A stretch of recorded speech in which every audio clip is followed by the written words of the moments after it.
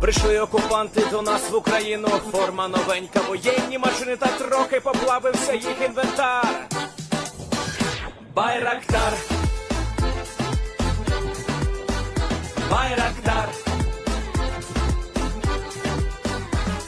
Російські танкісти сховались в кущі, щоб лаптем посьорбати довбані щі, та трохи у чах перегрівся навар.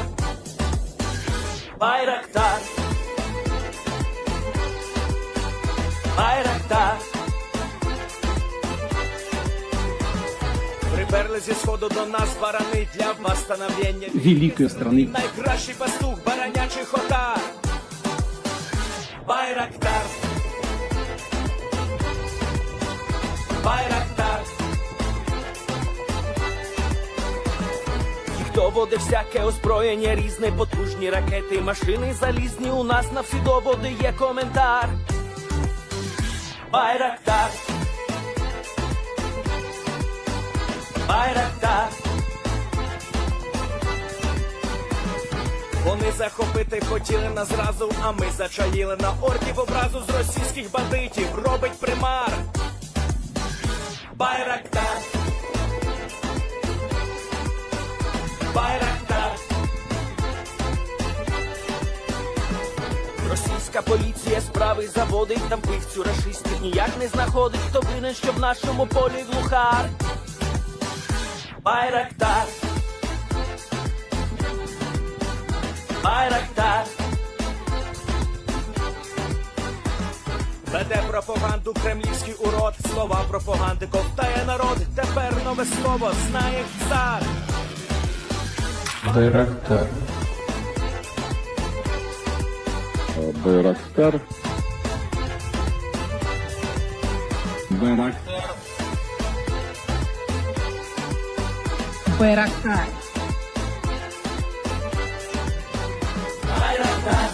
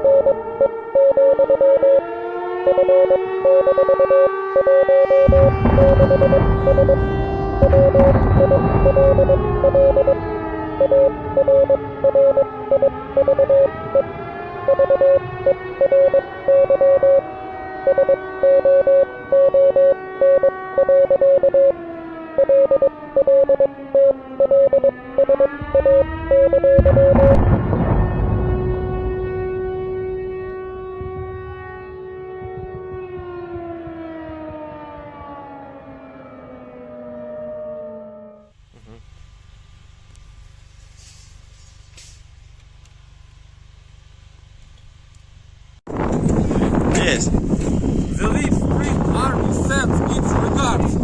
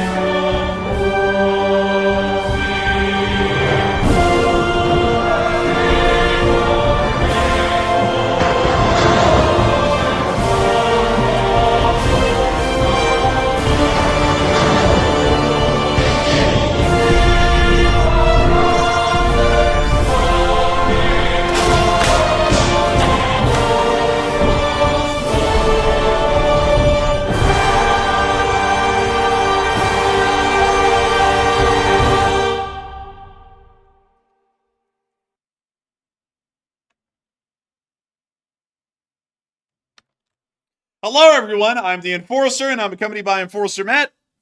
And good evening, folks. It's Enforcer Matt, and welcome back to day 868 of the news. And it's good to see you all once again. And the Ukrainians have F-16 fever, and the F-16s are on their way to that country. That is very good news, and it's good to see you all once again. And of course, we're going to be covering the past 24 hours of the news of the war in Ukraine, as we have gotten the breaking news today from the U.S. Department of State that the F-16s are on their way as we speak right now, and will most likely be entering Ukraine within the next few days and ready to conduct combat operations within the next few weeks after that delivery date.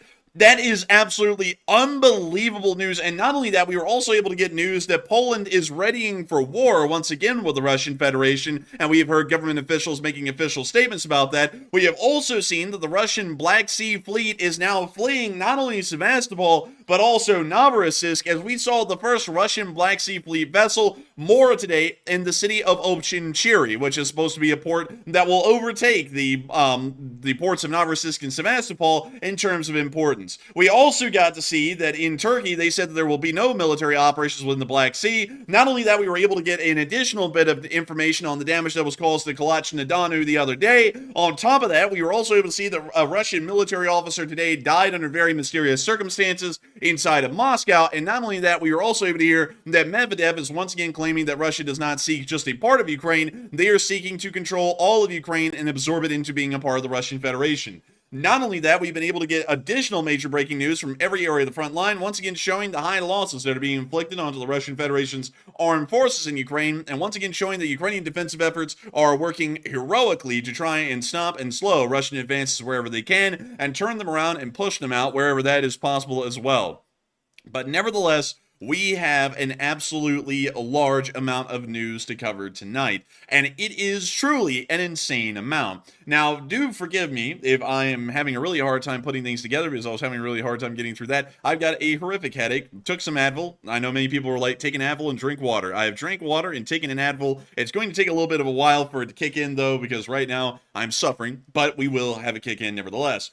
But moving on from that and into our major breaking news for the night, we have been able to hear that Ukraine is getting the F-16s, according to a statement that was put out today by none other than Secretary Anthony Blinken here from the United States. We were able to hear that these planes will be flying in Ukraine's skies this summer, according to the Secretary of State. And we were also able to get additional news that apparently there is already trucks carrying these F-16s to the Ukrainian border, where they will then cross and then enter into Ukrainian jurisdiction, and also Ukrainian usage for the armed forces. This is a massive and important deal for Ukraine, as these F-16s have been long awaited and will be expected to be changing the entire frontline situation as it has existed for Ukraine, and to add a lot of additional abilities to the Ukrainian armed forces that they have not been able to have before. Such efforts as close air support now may be an actual reality, as the Ukrainian armed forces will be able to have aircraft that actually can carry a large amount of ordnance, and not only that, have the sophisticated kinds of computer systems required to be able to conduct those close air support missions.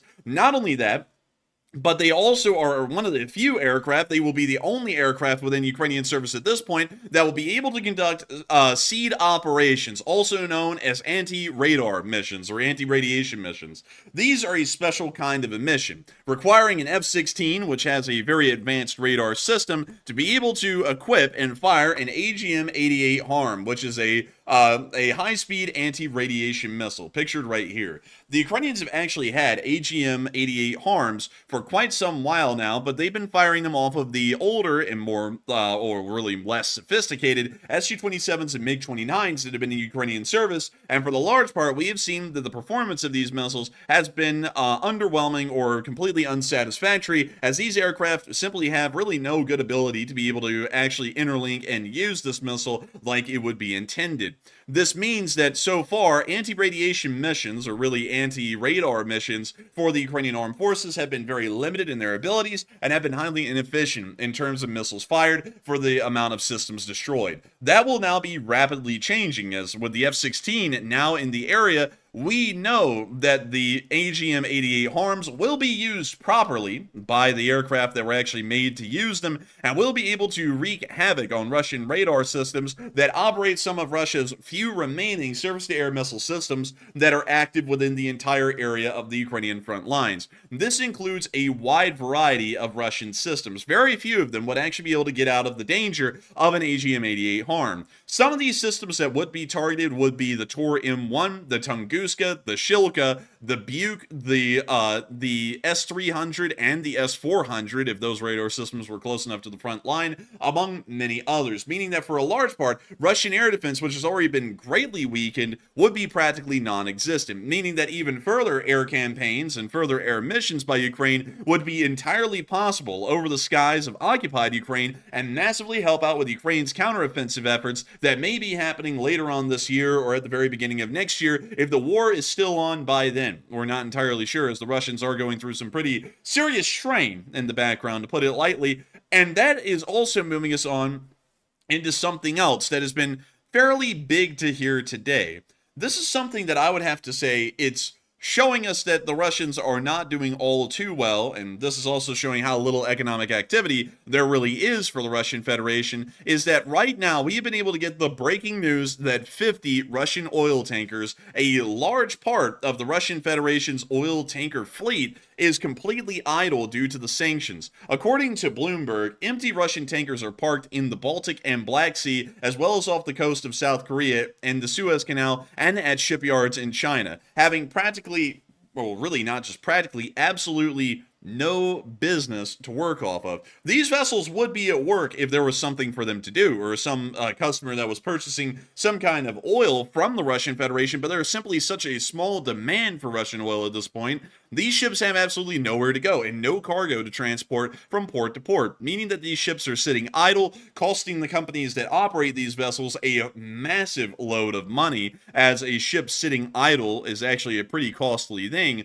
And that also means that once again, Russian companies will most likely be going under, and the Russian government, already suffering greatly so far, will probably have really no way to bail out these companies or help them out, meaning that the Russian maritime industry will start to collapse greater and greater as the war goes on. And this is permanent damage, by the way. Unlike other damage that is caused in the war that's somewhat temporary, this kind of damage would most likely be permanent. We would see that the maritime abilities of the Russian Federation would be significantly reduced, not only in the naval form, but in the civilian form as well after the war.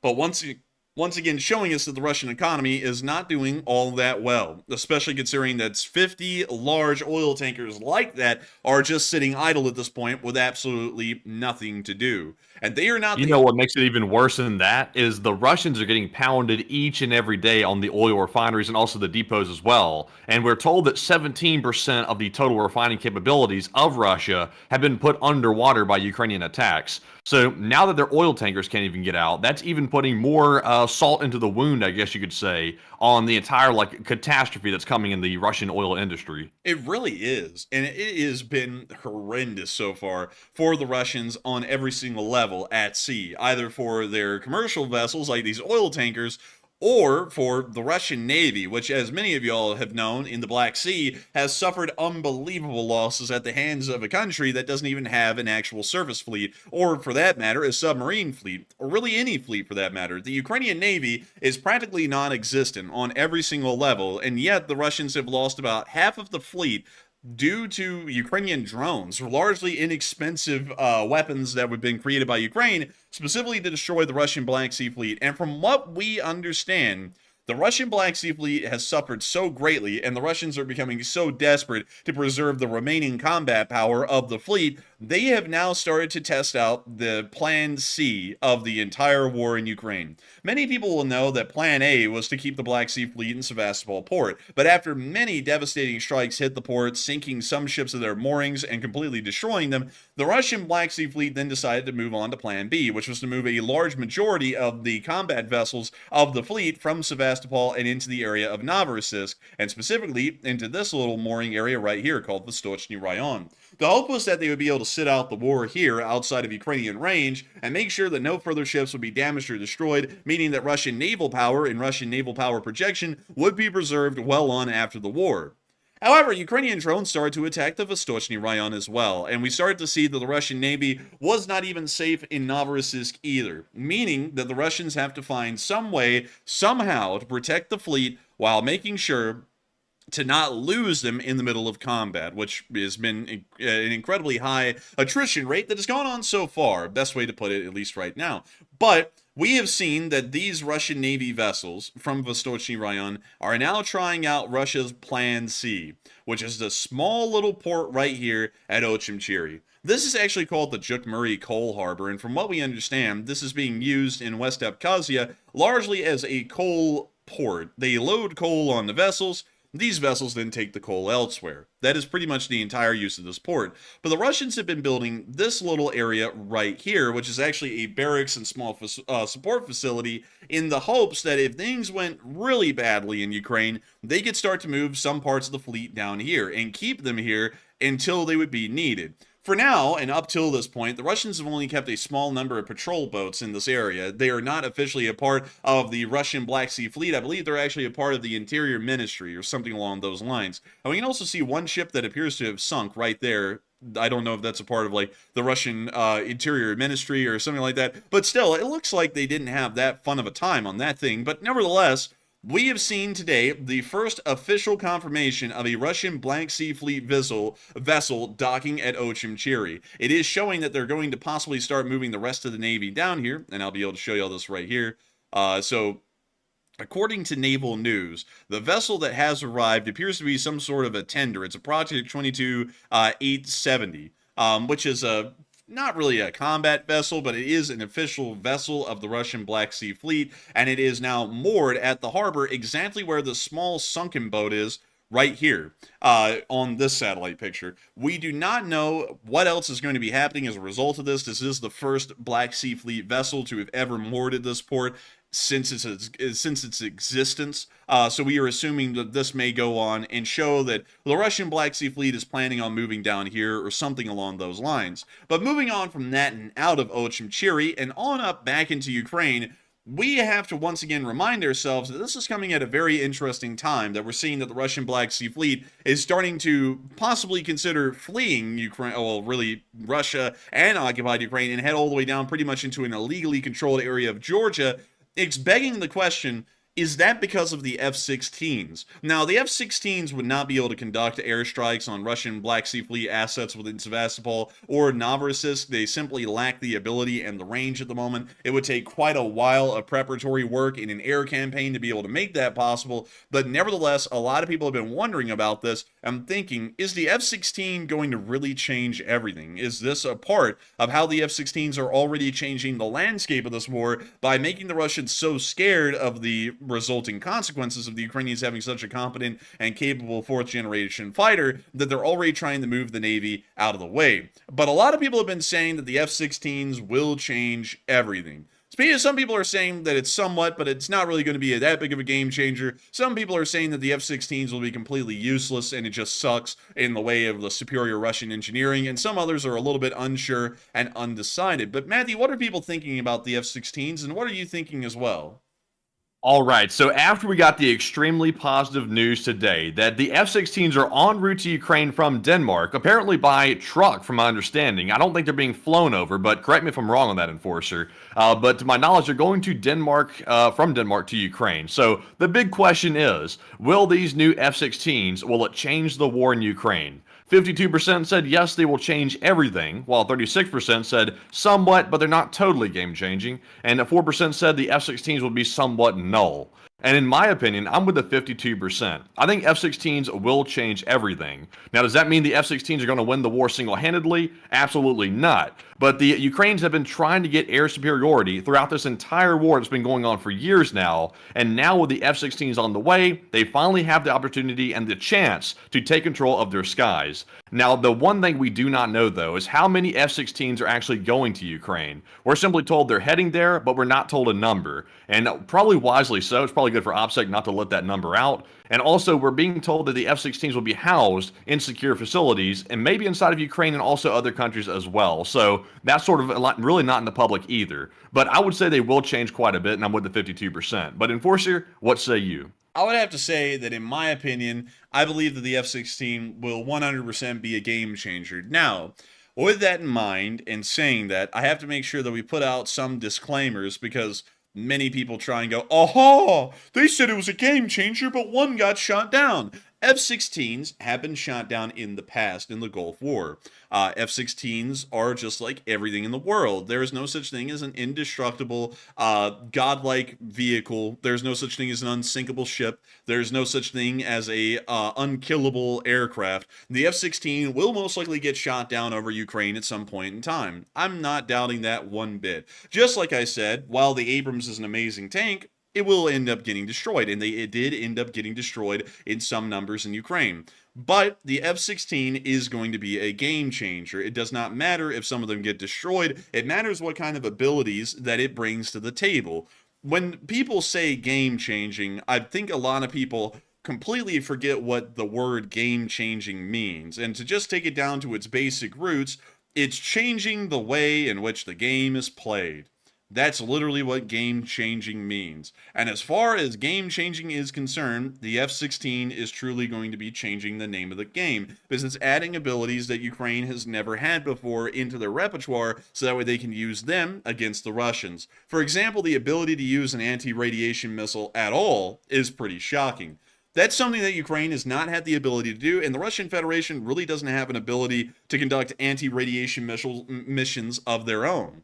And that's something that's very important. This is an ability that neither side really has at the moment. And the fact that the Ukrainians are going to be able to get an F-16 that will be able to use the AGM-88 harm, that is an incredibly big thing on its own. And that probably will start to change a lot of how things have been working in Ukraine so far as the air war is concerned. The Ukrainians will now have an undeniable advantage over their opponent and will be able to endlessly attack and destroy, or make sure that the radars are turned off for these surface-to-air missile systems. That will make air-to-ground combat, or close air support, entirely possible and reasonable within the coming war.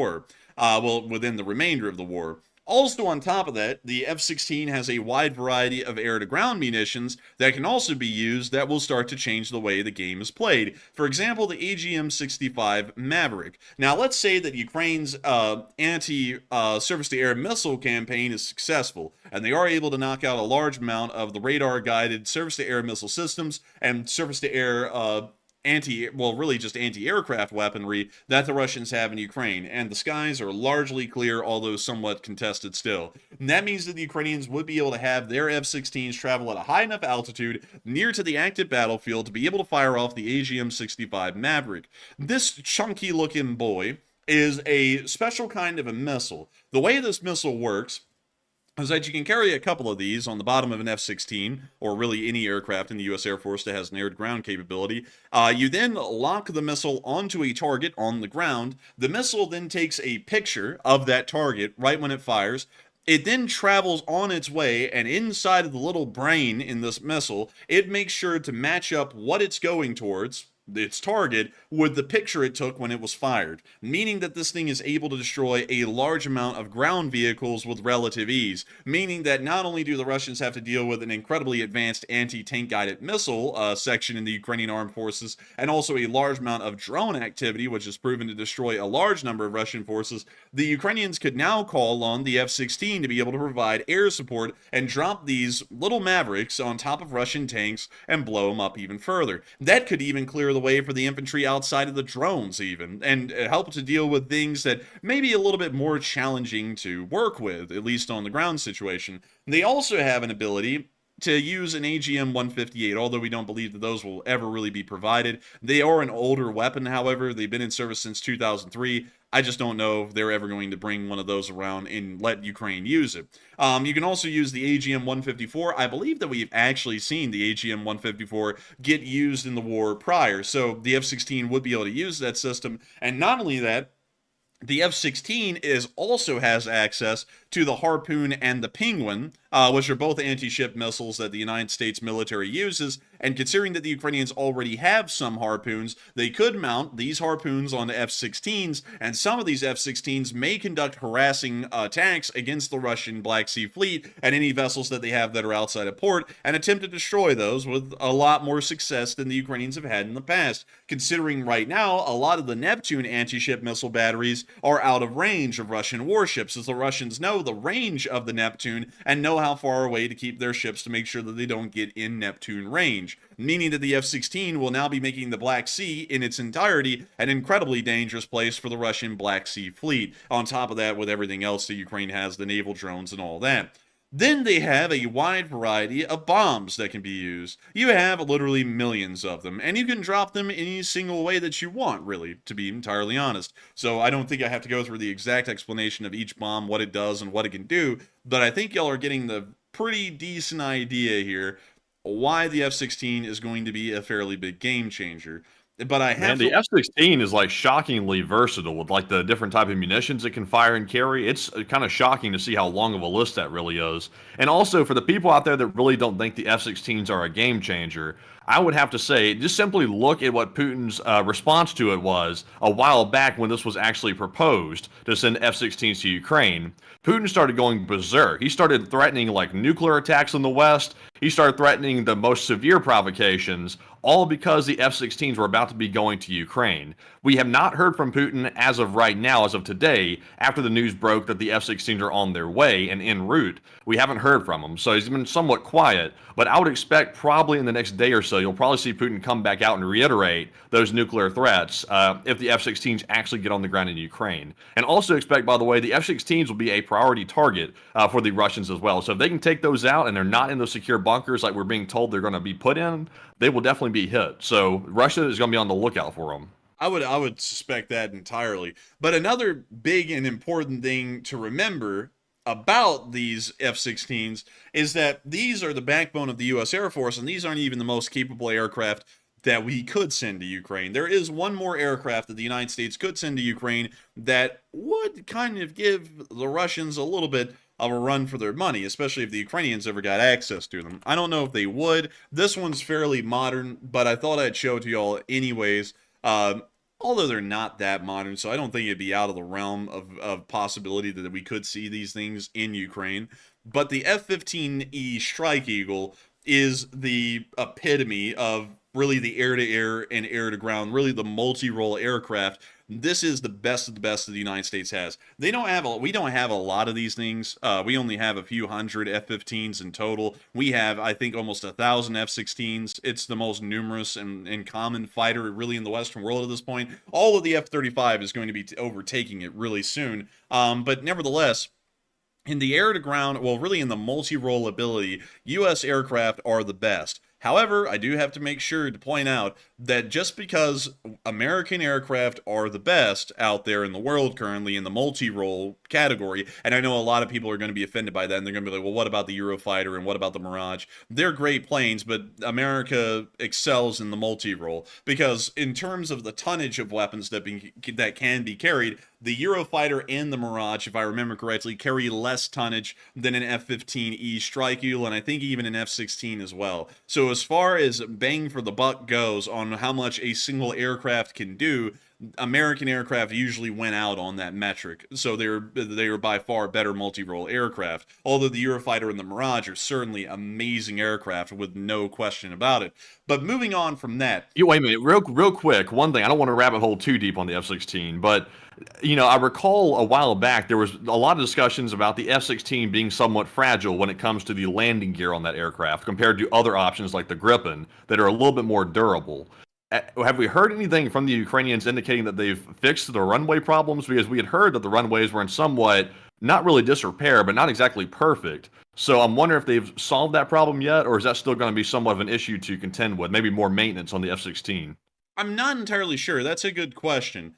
I would be thinking, though, to be quite honest, the runways can't be that bad in Ukraine. I think that's why that issue was dropped, because if I remember correctly, Poland operates their F-16s off of former Soviet airfields that really didn't have a lot of modifications, and I don't think we've heard them complain. I think that was just one of the things that was brought up to try and, In no better wordage, just a bitching point to say that the F-16 shouldn't go to Ukraine is because the runways are going to be bad. But that doesn't really make a lot of sense to me, because really when it comes to landing gear integrity, if the tarmac of the runway is a little bit rougher, it really will just have a consequence on the wheels, the tires of the aircraft, which can be replaced. It's not like it's going to be destroying the plane, because, hell, I mean, aircraft are largely universal. They have to land on anything and everything around the world, and it wouldn't really make a lot of sense if the F-16 it doesn't have the right kind of concrete or asphalt to land on somewhere in Ukraine, so it just screws itself over. I think, to be honest, what would be the most concerning about the F-16 is if a Ukrainian pilot slams it onto the tarmac, because the F-16's landing gear aren't rated for extremely high stresses, unlike an FA-18. Let me go show you all an FA-18, and let me go get that right here. Here we go. So this is an FA-18 Hornet. These are made for carrier-borne operations in the United States Navy, and so their aircraft, their landing gear are rated for much higher stresses and pressures, meaning that they're able to deal with a lot more. The F-16 does not have that kind of a rating, as the U.S. Air Force largely expects that you're not going to be slamming this thing down onto a carrier deck and, trying to land it in just several hundred feet. So you got a pretty decent amount of runway to work with, so you'll land it fairly gently. So that's kind of a bit of a difference in between the two, but I think that I really think that whole thing about the runway was kind of made up with the landing gear and everything, because it really makes no sense. And let's see here. And also, by the way, another thing as well, you're mentioning how hard the pilot puts the plane down onto the runway could affect how much stress the plane's under. I saw a lot of people today in the comments on my video earlier. They were concerned about the level of training that the Ukrainian pilots have received on the F-16 while they've been training in other countries in Europe and also the U.S. From what I've heard, it sounds like the pilots have passed all of the requirements and standards to be good at piloting these aircraft. Of course, we'll have to see how they actually perform in battle to know for certain exactly how good their training is. But to me, it sounds like that training has been more than adequate. So I'm confident that they'll probably be totally good with that. And also, isn't there like an option for like ongoing training while they're in Ukraine, like to actually keep training while they're actually using the jets to hit targets? They can simply have instructors on the ground. I wonder if that's an option as well. I believe that is an option, if I'm correct, and they could continue on training. It's just that it may be a little difficult to take pilots out of action and then move them somewhere else where they may start to continue to get training on another F-16. But really quickly, to show y'all something that I'm talking about, because a lot of people are like, landing gear differences on stress tolerance can't be that different. I actually found this little YouTube short right here, and so let me mute the audio. This is a really interesting one to watch, because it actually shows the difference in how Air Force F-16 pilots land versus Navy FA-18 pilots. The way that they land is largely dictated by the amount of stress or pressure that the fuselage, or really the entire weight of the aircraft, puts onto the landing gear. So the way that these aircraft are landed, and also the landing procedures, are entirely different. On top of that, the FA-18's landing gear is designed for incredibly high stress during landing, because it's expected that the pilot's pretty much going to slam the thing down onto a hard surface, because they have to be able to catch the arresting wire on the deck of an aircraft carrier. So this is an F-16 landing right here, and you can see that they gently put the gear down. It's pretty, man, that's butter right there. That is butter. Now here comes the FA-18, and notice the difference.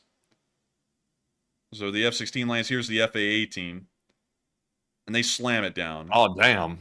And that's that's definitely not butter. That's like a Ryanair landing. Oh yeah, that is 100% a Ryanair landing. But that is really the big difference in between the stresses and tolerances that an F-16 and an F-18 can take. Now, an F-16 can conduct a rougher landing than that. That guy buttered the bread right there. You can't really beat that. But it's not the aircraft carrier, well, the landing gear of an F-16 is not designed for a carrier-style landing like the FA-18 did right there. But nevertheless, I hope we've rabbit-holed on that fairly well about the landing gear tolerances and everything. I think it was really just a complaint point to talk about with the F-16 to say that it shouldn't go to Ukraine, but I think they're going to do just fine, and I think that they will be game changers. But I have to get to this because I still haven't been able to get around to this. F-16s have been lost in combat before. Even back in the Gulf War, back in 1991, several F-16s were lost from surface-to-air missile batteries, and it is entirely likely and highly possible that that will happen again inside of Ukraine.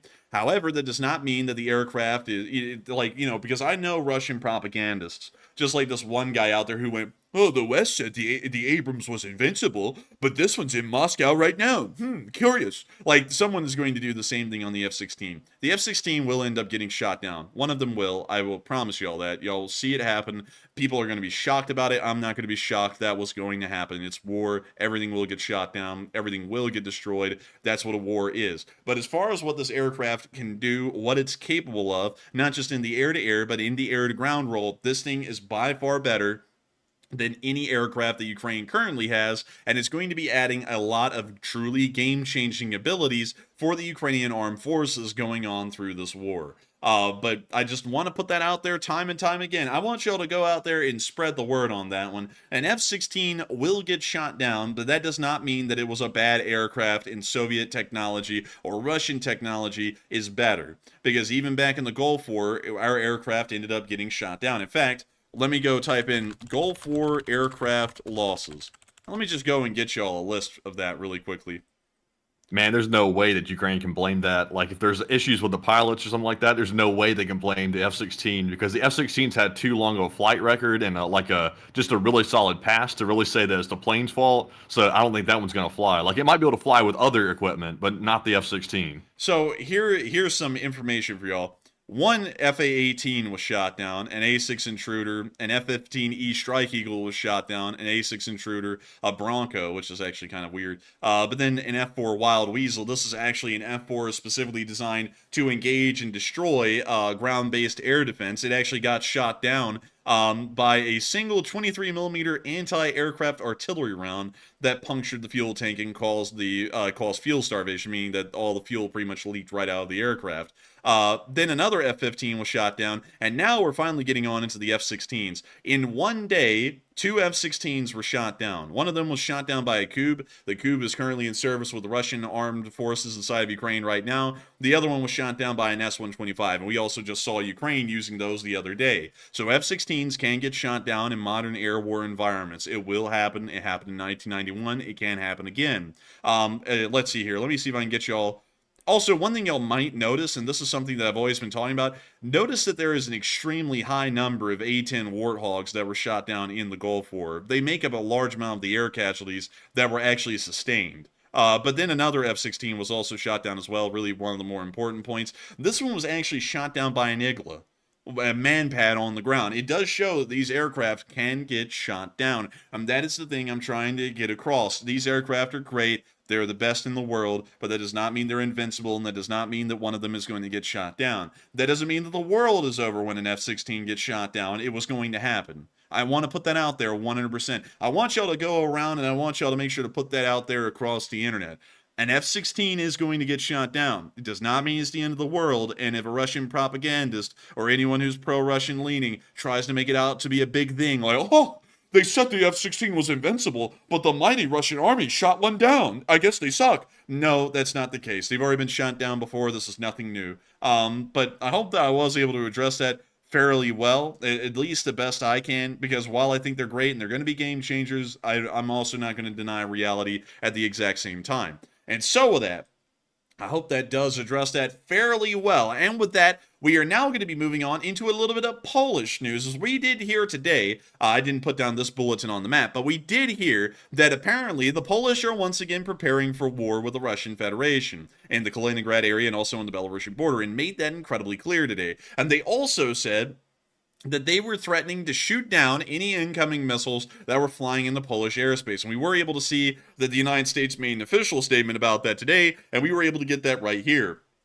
According to John Kirby, he said that we want to look for ways to make Ukraine effective, but we do not want escalation. It wouldn't be good for Ukrainians and Poles. It wouldn't be good for anyone. Now, to be entirely honest, I don't really agree with that statement. I do feel if Polish airspace is being violated, Poland has every single right and every single ability to respond however they see fit, considering that the Poles are the ones in charge of their own airspace, and that is sovereign airspace of the Republic of Poland. They have every single right to do whatever they wish. If they want to shoot down those missiles, they can. If they don't want to shoot them down, they don't have to. But I would have to say that in my personal opinion, the United States shouldn't be coming in and telling the Polish what they should and shouldn't do in their own airspace while they're an ally, and we are, of course, the leading nation in this sphere. I believe that matters of national defense should be decided by each and every country within the alliance, meaning that the United States really shouldn't have a say in Polish affairs, or at least Polish domestic defense affairs, and we should leave that entirely up to the decision-making of the Poles,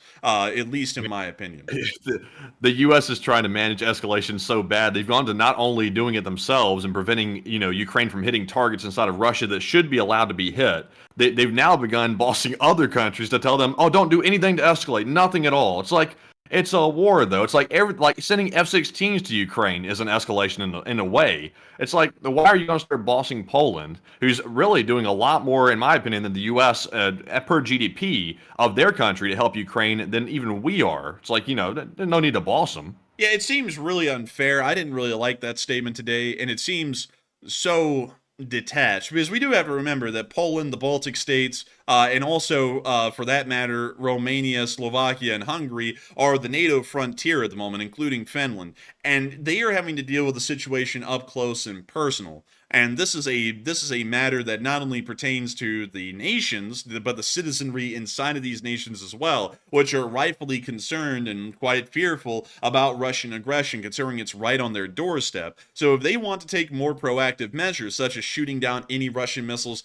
that enter their airspace, even for a temporary while, I believe that that is entirely Poland's right to be able to do. And in fact, if I was the president of the United States, I would actually encourage the Poles to shoot down those missiles if they were to violate their airspace, because I haven't seen in recent time where a U.S. missile has just flown over Russia and the Russians went, no, let's not escalate, let's tone it down a little, let it fly. Like, I've never seen that before. That sounds stupid. It sounds ridiculous, at least to me. I can't really hold back a comment on that one.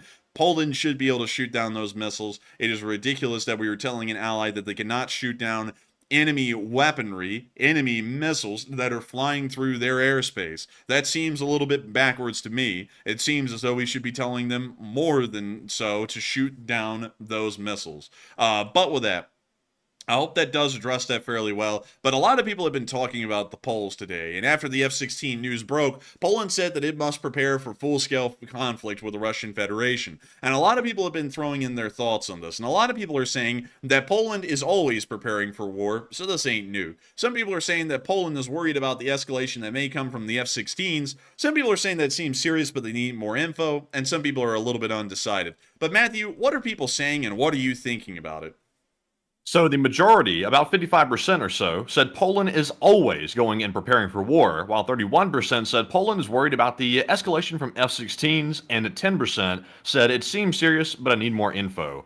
And I'm going to be perfectly honest and straight up with this one. Poland is always preparing for war. Poland is taking this situation very seriously between Russia and Ukraine, and they've been one of the major powers in Europe that's always taking large steps to prepare for a major conflict to break out. So this is nothing unusual, but it's simply been reiterated today by the Polish military leadership that they are indeed preparing for this war. I think the timing was just a little bit odd. It came literally right after the F-16 statements came out, but I don't think it's correlated, and I think it's simply just them saying what they're basically doing out in the public. They're just saying it out loud once again. So I'm with the 55%. But Enforcer, what say you? I would have to be with the 55% as well. Poland is pretty much always preparing for war. That seems to be kind of the norm these days. So I wouldn't say that it's anything incredibly shocking or incredibly crazy, because they're always preparing for war. They have been really since day one of the war in Ukraine beginning. But with that, I hope that does address that fairly well. And meanwhile, we also got to hear that within Germany, long-range American weapon systems such as the Tomahawk are going to be moved into Germany. So we're going to be seeing when the world goes on with that. But that's all the news we have at the moment. While I get distracted by this weird meme down here at the bottom of the screen, I don't know what that is, but that I saw that and I was like, that was not there when I put this up on the news earlier. Why does it look like one of those like shill coin logos or something? Like, you know how they put the like cartoonish animal? Also, why is there an atomic bomb going on behind it? Like, what the hell? Dude, it says make them pay. It's like, who's them? Like who's them and who's paying? Like, I don't know. But anyways, Moving on from that weird meme and the news from inside of Germany, we also got to hear that Denmark is directly financing arms production, which is pretty interesting to hear. Of course, not really much more than that. Great to hear. Good to know that the Danes are, of course, doing such things like that. And meanwhile, in the United States, we did get to hear that the United States is reconsidering Ukraine's ability to conduct deep strikes with American weaponry, but we really don't know where that's going. And of course, it seems as though that may be a dead end like it normally has been, at least in most regards. Meanwhile, we also got to hear that Turkey is not going to be allowing military operations to be conducted by either side within the southern region of the Black Sea, also called the Black Sea Basin, which is this area right over here to the southwest of the Black Sea, right off the coast of Turkey. And I believe it also includes this other little area right here, right off the coast of Turkey. They said that no military operations whatsoever are going to be conducted in these areas, according to the Republic's Ministry of Defense, Yashir Guler. So it appears that the Turks are getting a little bit territorial in the area and making sure to protect their economic zone's waters from possible military actions from either side. Meanwhile, moving out of that area, we also got to see that apparently up in the region of the Caspian Sea, the Russians are getting to watch their own missiles being launched and flying over the area of the Caspian as they make their way all the way across Russia and into Ukraine to try and strike more targets. Here's the clip. Ракета, ё-моё, вон она одна. Где? And there it Вот, goes. вот. Ё-моё, вот And here comes another one. Man, can you imagine out there fishing for carp, and all of a sudden you don't catch a carp, you catch a missile? Man, imagine if that thing had just dived down a little bit. It's like, that would have ended well, would it? But still, really interesting to see. Meanwhile, we got to see that at Kalach-Nadanu, it appears that the damage that was sustained was fairly significant. We were actually able to see that the oil facility was right under my nose, and I'll show y'all right here, because that's where the fire was coming from, was right over there. We actually looked right at that last night as I was trying to geolocate it, and I could not find it for some odd reason. But nevertheless, the damage does appear to have been quite severe. It appears that many silos were knocked out, and that is once again incredibly wonderful news to see and good to hear. Moving on from that news in Volgograd, we also got to hear news today that Medvedev is wanting all of Ukraine. He's not just wanting a little piece of it, he's wanting every piece of it. He said, as a direct quote, Russia needs to prepare for the seizure of the entire territory of Ukraine after Moscow and Kyiv sign a peace treaty and end the war. That's what he said. It's still going on where this crazy-looking guy, Medvedev, keeps on demanding the entirety of the territory of Ukraine. We know that the Russian government is not really that much behind that, even at the initial part of the war. We don't really think that they were that big behind annexing all of Ukraine at all. But it seems as though Medvedev is, and he may have a little bit of influence on Russian governmental decision-making on in the future. Meanwhile, we also Oh, Jack, I gotta tell you what. I think Putin let Medvedev back in the liquor cabinet. I think he's hitting that Jack. You know what I mean? I think he's back in the sauce. And I'm telling you what, man, you know what I mean? But meanwhile, we also got to hear that a Russian officer died mysteriously. I'm just going to be reading all this. This was a lot for me to take in earlier, so I got to make sure to read it so that way I got the story right as well.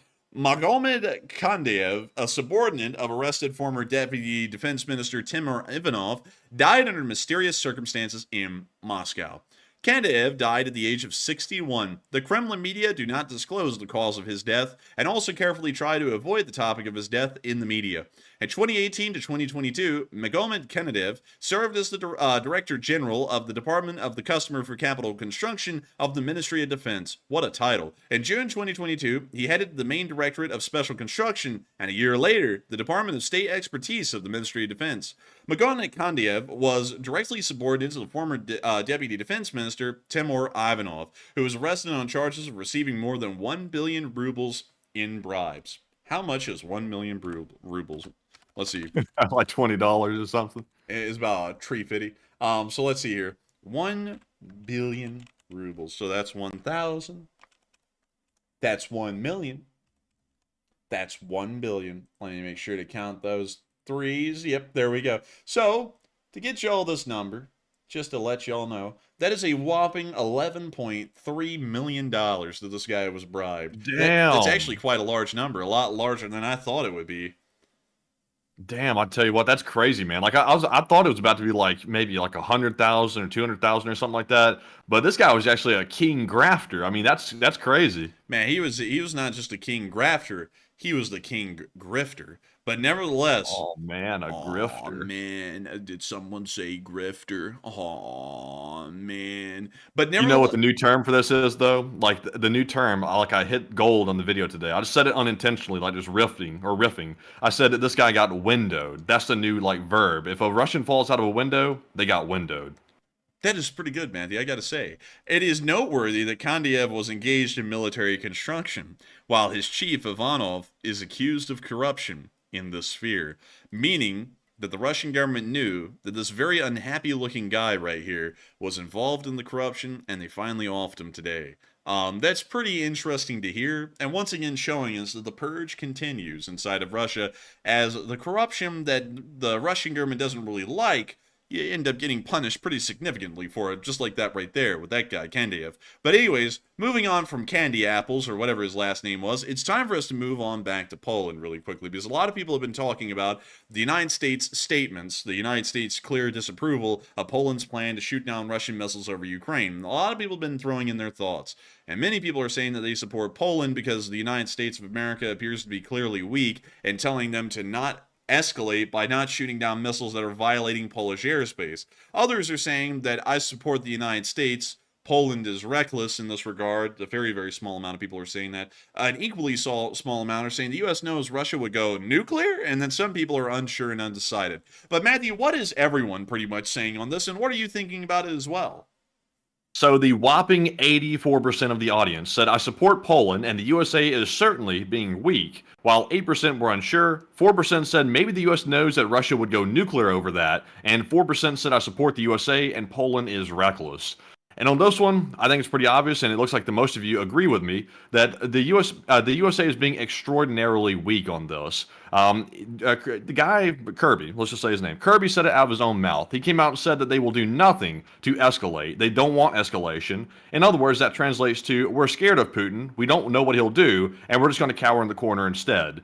That is not the way to deal with the dictator, because now Putin knows that the USA doesn't even, or excuse me, that Russia doesn't even have to go to Poland and say, hey, look, don't do anything to us, because now the USA is going to come in and convince Poland, do not escalate whatsoever, because if you do, the USA is going to be on your back. So now the USA is basically doing the bidding of Putin's intimidation of Poland and other countries on their behalf, basically. So not good whatsoever, and I think the USA is being extremely weak. But Enforcer, what say you? I would have to agree completely. The United States is being wildly weak. It's weak to the point it's very disappointing to see, to be entirely honest, especially when the Russians are doing clearly provocative actions against Poland by using Polish airspace to fly their missiles through to hit Ukrainian targets.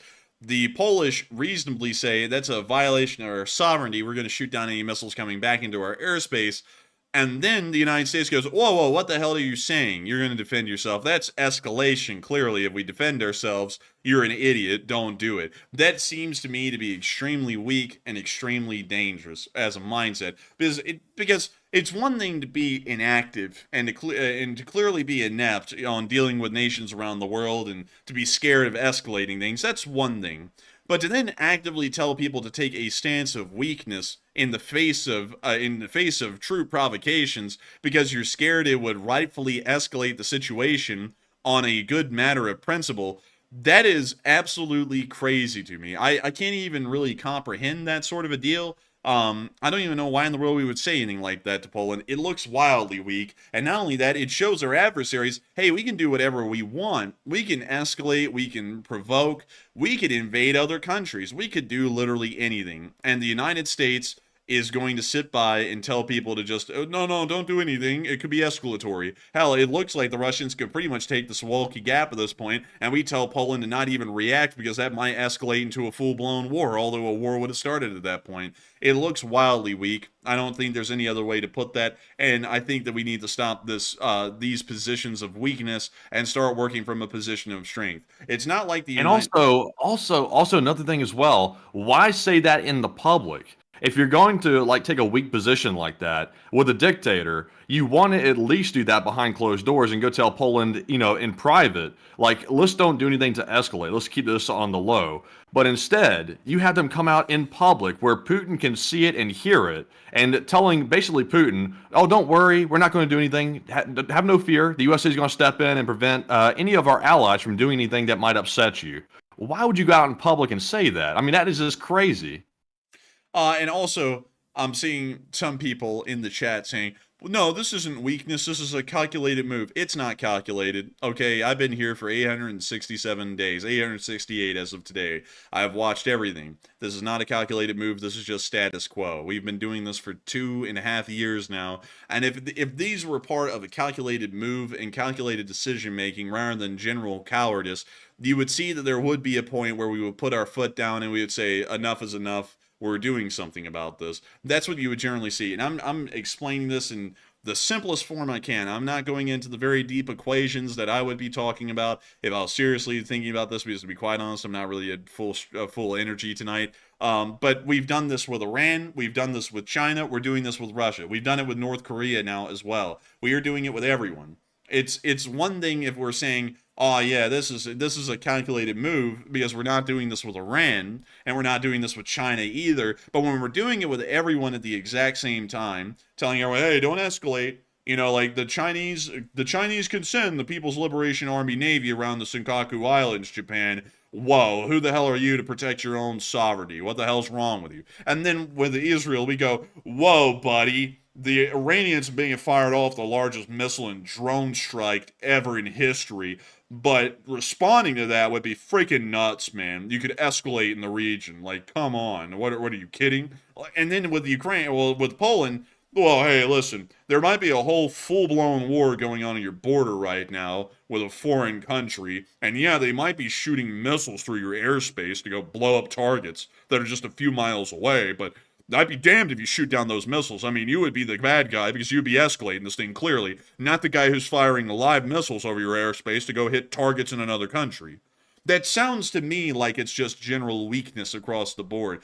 There is a time to look a little weak, and there's a time to be really strong. And right now, considering that there is a war going on in Eastern Europe, we're not talking about trying to avoid escalation to avoid a conflict. There is already a conflict going on. These missiles flying over Polish airspace is an extenuation of that conflict. We are not involved in that conflict. We ought to make that very clear. And for that specific reason, any weapons flying through our airspace in NATO should be shot down. Now, it's a different story in other areas of the world, like with China, because with China, we're not at war with them currently. There is no war going on over there right now. So you do play a little bit more of a position of weakness over here, and you go, you know what, like with Taiwan, we'll go, you know what, we don't recognize them as a country, but we recognize the Taiwanese government's jurisdiction on the island. And we do something kind of weakish looking like that, because it makes a lot more sense in this kind of environment, diplomatically, in that corner of the world. But doing that everywhere just makes no sense. It really does not. And it's also emboldening a lot of people to keep doing more provocative and escalatory things. It's really what's emboldened Iran to continue to tell Hezbollah, please do strike at the Israelis. Just keep firing everything you have at them, and eventually they'll give up. That is what is ending up in the end. It's going to create a war in Lebanon, is because instead of us making sure that the Iranians are scared of an American response and going, oh, wait a minute, call that off, because we might just be looking at fighting Israel, but we're going to end up getting bombed by America here in a few weeks. Instead of doing that, we go, well, hey, don't do anything bad to Iran. Just let them escalate until a full-blown war happens in Lebanon as a result, as kind of a side effect. That is what we're seeing down there. What we're seeing up in Europe right now is the United States and NATO is the strongest military alliance in the world. It is able to do unbelievable things compared to our adversaries, especially the Russian Federation. And then we do not support the Polish shooting down missiles that are flying over their airspace that are armed and could very well likely be flying into Poland to hit Polish targets. To me, I would have to say that this is something I'm not a big fan of. I would support Poland completely in their option, in their choice of shooting down these missiles. It is not America's right to be able to tell them what they can and can't do in their airspace, especially in the form of their own national defense. That is up to Poland. This alliance is a defensive alliance. That doesn't mean that we start to weigh in on what some countries find necessary to defend themselves. It's just not a smart move. That's the best way I can put it. I can't put it any other way. I think the only reason it would be smart to come out and make this statement public like they did was if they knew something that was so bad. Like if this were to happen, if Poland were to shoot down the missiles inside of Ukrainian airspace, that it would trigger such a horrific response that the world would be shocked. That's the only situation I could see actually coming out and making it public, that the U.S. is trying to dissuade Poland from doing something like this. Because otherwise, you should keep it private, like I said. You shouldn't come out in the public and say it. So we have to put sort of like some confidence or trust that the decision made to make that public was because of that reason. And hopefully it is because of that reason. Because if not, then it's really not very strategic. I would have to agree. Also, really quickly, I'm seeing some people are trying to use the chance to throw out all kinds of political stuff. We're not here to talk domestic politics. I'm here talking about foreign policy, but not really a domestic political issue. This is more foreign policy, and this has a lot to do with what our positioning in our station is in the world. And it doesn't. And a lot of people are saying, and one thing that the Chinese say, and this is one of their big driving propaganda points, is that the United States is a weakening country in decline. That is the biggest propaganda narrative that the Chinese push every day. It is actually something that the People's Liberation Army has publicly said. They support that kind of rhetoric being promoted, not only in China, but around the entire world about America. They want people to believe that America is a weakening country in decline, although it is quite the opposite. We're still a growing country economically and militarily. They want people to believe that it's a weakening country economically and militarily at the same time. And it doesn't really do a lot for our allies or a lot for ourselves in terms of stature and positioning to show that America is constantly looking like it's a weakening power by acting like we can't risk a possible escalation on a matter of principle. That's something that I think is a bad look, and it really does feed into propagandists like Chinese propagandists who will sit there and go, "You see how America won't even let Poland shoot down their own, won't let Poland shoot down Russian missiles? This is clearly because America is a weakening and declining country, and that's why Europe ought to break away from America and cast off this sick, dying nation and come join the Chinese or create their own sphere of influence and become friends with us, because we're a really strong country that will stand up for not only our interests, but yours too." That's the kind of sales pitch that's going to be made by propagandists coming around the corner here in the near future. That's the same propagandists that are going to be coming out of Iran. They're going to be going, "Look, America won't protect you. They're gone. They're not going to help you or do anything in the Middle East to support any of these allies. Even if they have security agreements with you, it doesn't mean nothing anymore. Y'all better join the way of Iran, or else things are going to get pretty tough for you." And people are going to start believing that, because we are constantly showing everywhere around the world we are hardly there for any of our allies to defend them from anything that's coming around the bend.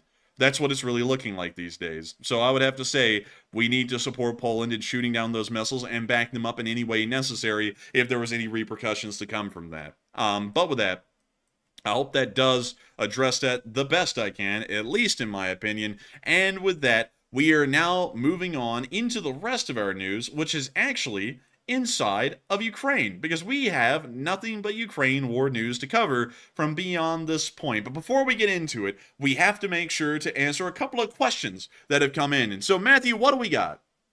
All right, so let's jump into our first question here, and this one goes to none other than Sergeant Carnage, a longtime channel viewer, and huge shout out to Sergeant Carnage for putting in a very generous $50 donation, helping the channel out in a very big way, and we appreciate it very much. And Sergeant says, take a question from the chat. And I thank you so much for the support, Sergeant Carnage, and helping this channel to keep on running. It is great to have you here tonight. I thank you so much once again for supporting this channel and helping it to keep on running. And I thank you so much for wanting to sponsor one from the live chat. And we will make sure to get one just for you. And so with that, what kind of a live chat do we have, Matthew? Sponsored by none other than Sergeant Carnage.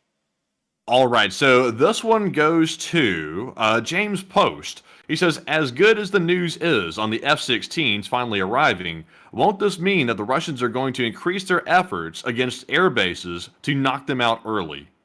It would mean that, but at the same time, it would kind of be expected. So it would be like saying, well, if Ukraine has better air defense, doesn't that mean that Russia's going to start attacking their air defense infrastructure more? It does, but that's just kind of an inherent necessity of a war and getting more equipment and better equipment. Like, for example, back in World War II, when the United States started to convert a large amount of our civilian factories into military factories, it was a considerable concern at the time that foreign saboteurs of possibly Japanese or German descent were going to start conducting attacks on these plants to try and sabotage them or possibly knock them out of the war. But that's just an inherent nature, an inherent risk of growing inability for a country at war, is that it may become a major target and a lot of efforts and attention may be focused on it. The best way that Ukraine could try and deal with this is to make sure that their air defense priorities are in check and making sure that protecting Ukraine's air abilities is one of their top priorities, although that means that they may have to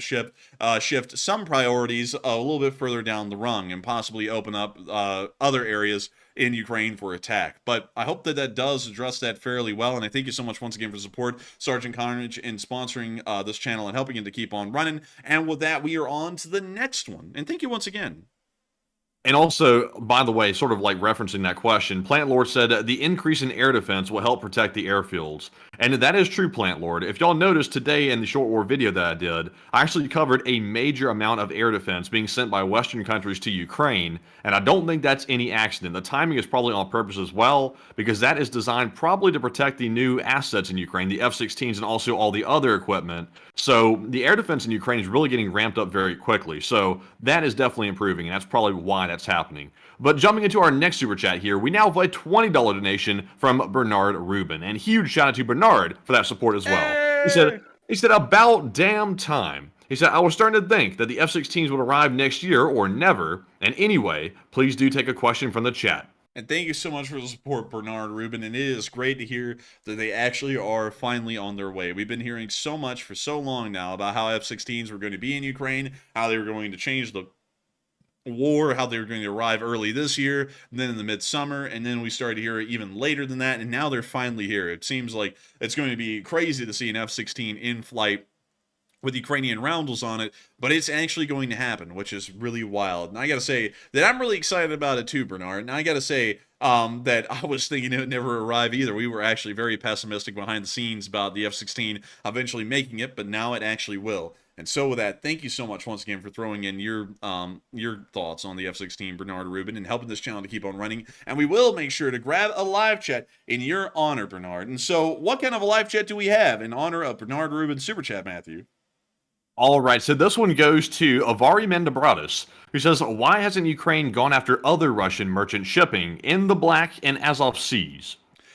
Going after merchant shipping in the modern day seems to be a bit of a no-no, because merchant shipping in the world isn't really the way it used to be, where the entirety of the ship was owned by a certain country, crewed by a certain country. That doesn't really happen anymore. It's actually a pretty messy affair to attack anything at sea any longer. Like, for example, let's take those ships that the Houthis ended up putting in the headlines. The ship would be owned by Israel. It would be crewed by Honduras. It would then be owned, the ship would actually be owned by the United Kingdom. And so then you have three separate countries that would end up having an incident over that one ship getting hit and sank.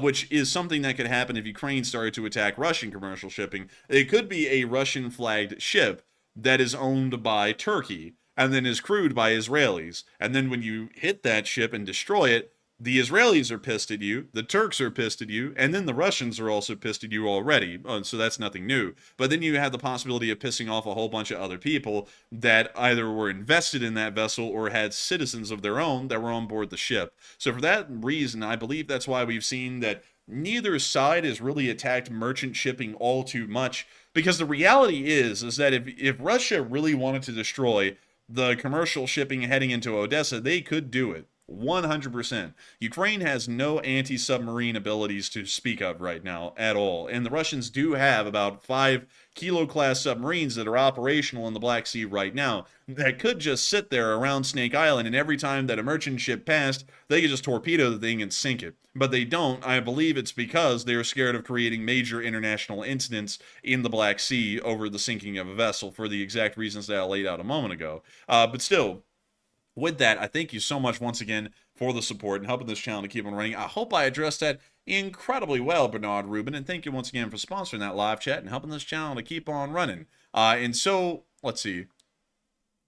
Someone said not owned by Israel. I was just throwing out an example, enhanced. It wasn't on par like exactly with what happened down there. It was just trying to give it a little bit of an idea. But still, that is an important point. But with that, we are on to the last question in this segment, and then we're going to be moving on into the rest of the Ukraine war news. All right, and this one goes to Andy L., also a channel legend, who puts in a $20 donation. And huge shout out to Andy for that. And also, I hope that birthday yesterday was pretty good. And also, thank you very much for that support. He said, Enforcer Matt, if Ukraine can establish air superiority with the F-16s and more air defense systems, do you think A-10s could come in to clear the trenches and bust some turtle tanks? I would say, if Ukraine could establish air superiority with the F-16 and more air defense systems, do you think A-10s could come in and clear the trenches? You know what? We're actually going to go back to air losses in the Gulf War. And let's go right here. We're just going to look at the American ones. So let's see what shot down most of the A-10 Thunderbolts during the Gulf War. So let's see here. So this one right here on the February 2nd, first A-10 to get shot down in the entire war. It was shot down by an Igla, which is a man-pad, kind of owing to it being a close air support aircraft. They actually got shot down by a man-pad, which would have been pretty close to the active front line. Then we saw that another one apparently got hit by an SA-13 Gopher, which is the Strela, which is once again another frontline anti-air system that shot down this A-10 Thunderbolt. Then another A-10, actually pretty much the exact same area. Actually, both of these were shot down at the exact same place. This one was also shot down by a Strela, or at least believed to have been shot down by a Strela. The next one was also shot down, believe it or not, by a Strela. And the next one after that was, let's see, hard stick after being hit by a SAM. So this one was hit by a surface-to-air missile. We actually don't know what kind. I would assume once again that it's probably amongst the rest of the SAMs, maybe an Igla or some kind of a Strela system like we were seeing right there. And then the last A-10 to get shot down, let's see, hit by a surface-to-air missile. So apparently we really don't know a lot about how this one was shot down. We just know it was hit by a surface-to-air missile, probably hit once again by some kind of a man-pad. And we can see that man-pads are actually the #1 A-10 killer out there, which is something that the F-16 actually can't deal with. The F-16's anti-radiation abilities only extend to air defense systems that have a radar built onto them. So the Tor M1, right here, would be a target that could be locked onto, fired at, and destroyed by an F-16. Because this giant thing right here, well, actually, let me go show you all that better. Because that's actually, I believe, the acquisition radar. But the targeting radar, well, no, sorry. That's the targeting radar. The acquisition radar is actually back behind the vehicle. And you can see at least a prototype of it right back there. It lifts up above the turret, and it rotates in a 360-degree circle, acquiring targets, I believe, all the way out to about 24 miles away. But then the targeting radar is actually used to get a fine-tuned lock onto a specific target and then fire off a missile at it. But this thing could be destroyed, as it does have an active radar system on it. Another system that could be destroyed would be, talking about something really ancient, would actually be a ZSU-23 Shilka. This thing also has a small radar system that emits a radioactive pulse, or really a radiation signal, which could be locked onto it by harm and destroyed. But the problem with man-pads, like the Igla, and let me go see if I can find it right here, like this, is that they do not have a radar. The Iglas actually work off of a different kind of system, meaning that they could not be locked onto and destroyed by an anti-radiation missile. That also means that this threat, the man-pad threat, would never really be dealt with at all. It would always be an existent threat that would always be there on the front lines as long as the Russians had them, which means that there's a few miles around the front where an aircraft really can't operate. And that means that an aircraft, to be safe, would have to probably be at a good distance of about 3 to 5 miles away from the active front line, firing off weapons from that kind of a distance to be completely safe if all other air defense systems that are radar-based have been destroyed at that point. So going off of that, it would probably be incredibly dangerous for an A-10 to operate in those kinds of conditions, because while the Russians may almost have lost pretty much all of their major surface-to-air missile systems from what we can tell, these man-pads are still out there in fairly numerous numbers, and that's why we see that the Ukrainians still aren't really conducting a lot of close air support missions. They're usually conducting some standoff close air support missions where they'll drop their weaponry miles away from the front lines at very low altitude, is because of the severe threat that is always posed by the man-pads. And so I hope that that does address that incredibly well, Andy. A very good question, by the way, because I think because of man-pads in Ukraine, the A-10 would just never really be usable. It would probably be incredibly dangerous for the pilots operating them. And not only that, it would probably sustain incredibly high losses, eating up a bunch of precious time and resources that Ukraine could have dedicated possibly into training or equipping themselves with other more competent aircraft like the Gripen, or maybe some others kind of a substitute that may pop up in the future.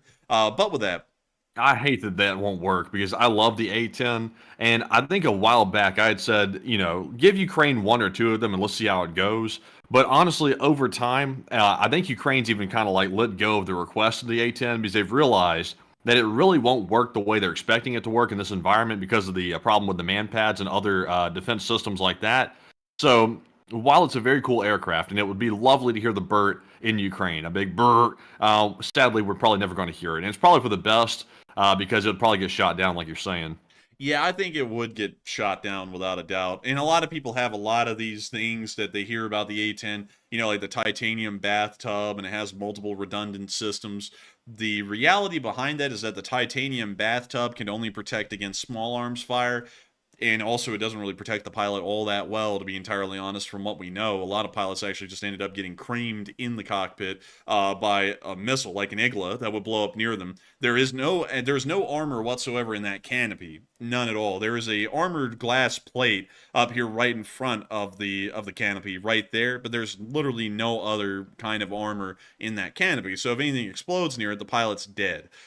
So that's something. And on top of that, another thing that's been a bit of an issue with the A-10 is that it has an incredibly slow speed. And in the modern kind of an air war, speed is very, very important for being able to engage other kinds of air systems, because speed allows you a lot of maneuverability, and maneuverability is so important. And let me try and explain that really briefly by showing you all the F-16 again. So this thing can go down at sea level about Mach 1.1 if you were really pushing it. Mach 1.2 it could also do.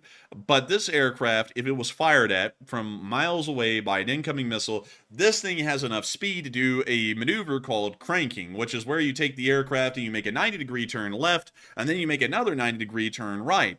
And what that is doing is it's bleeding the speed of the missile that's been fired at the aircraft, because everything in air war nowadays works off of momentum and kinetic energy, meaning that you're trying to bleed your opponent of as much kinetic energy as possible, because the less kinetic energy they have, the less potential they have to be lethal. And that also extends to missiles. So an F-16 will fire an AIM-120 just like that at another F-16 from 25 miles away. The other F-16 that just got shot at will start to crank, meaning that it's turning hard right and hard left. And this missile is accounting for that, and is trying to make its way to hit that other plane, but it's having to crank hard left and hard right, meaning that its bleeding speed, it cannot recover. And so by the time it actually reaches that other F-16, that F-16 can pull a hard turn, and that AIM-120 is going to glide right by, and it's not going to hit the other F-16. This has bled so much energy. So with that, I hope that does address that the best I can about the whole air war side of things, because the A-10 just doesn't have that kind of a speed that would be needed to be able to fight these kinds of kinetic battles that are fought in the modern day airspace. Its top speed is about 400 miles an hour in real practice. and that's nothing. It has no kinetic energy to work with whatsoever, meaning that any kind of an anti-aircraft system, if it can target this thing, will shoot it down and will kill it. But the gun is, of course, really cool. But beyond that, it's just not really a usable plane anymore. But especially in the Ukrainian war space. But with that, thank you so much once again for the support, Andy L. I hope I went down a deep rabbit hole explaining how the A-10 may not really be that usable in Ukraine at the moment, but maybe there is a place for it somewhere out there in the world. Maybe South America would like a few, but like anyone in South America may want a few. I heard that there was actually this really cool guy, this general down in Bolivia, who would like a couple of them. I don't know what he would want them for. I think he's currently in jail. But, you know, we might give him a few just for the hell of it, just for fun. You know, someone's got to have them. But anyways, moving on from that, and before we move on, some of y'all may have noticed that we've had a massive influx of bots tonight. And we've been having an insane amount of influx of bots pretty much every single night of this week, more so than we've ever really seen. And many of y'all will know that this channel is famous for the Bot Be Gone spray that Enforcer Matt puts out to get rid of all the bots. And for that reason, we have a limited edition run on officialenforcerstore.com of the Bot Be Gone shirt. These, I love to see it.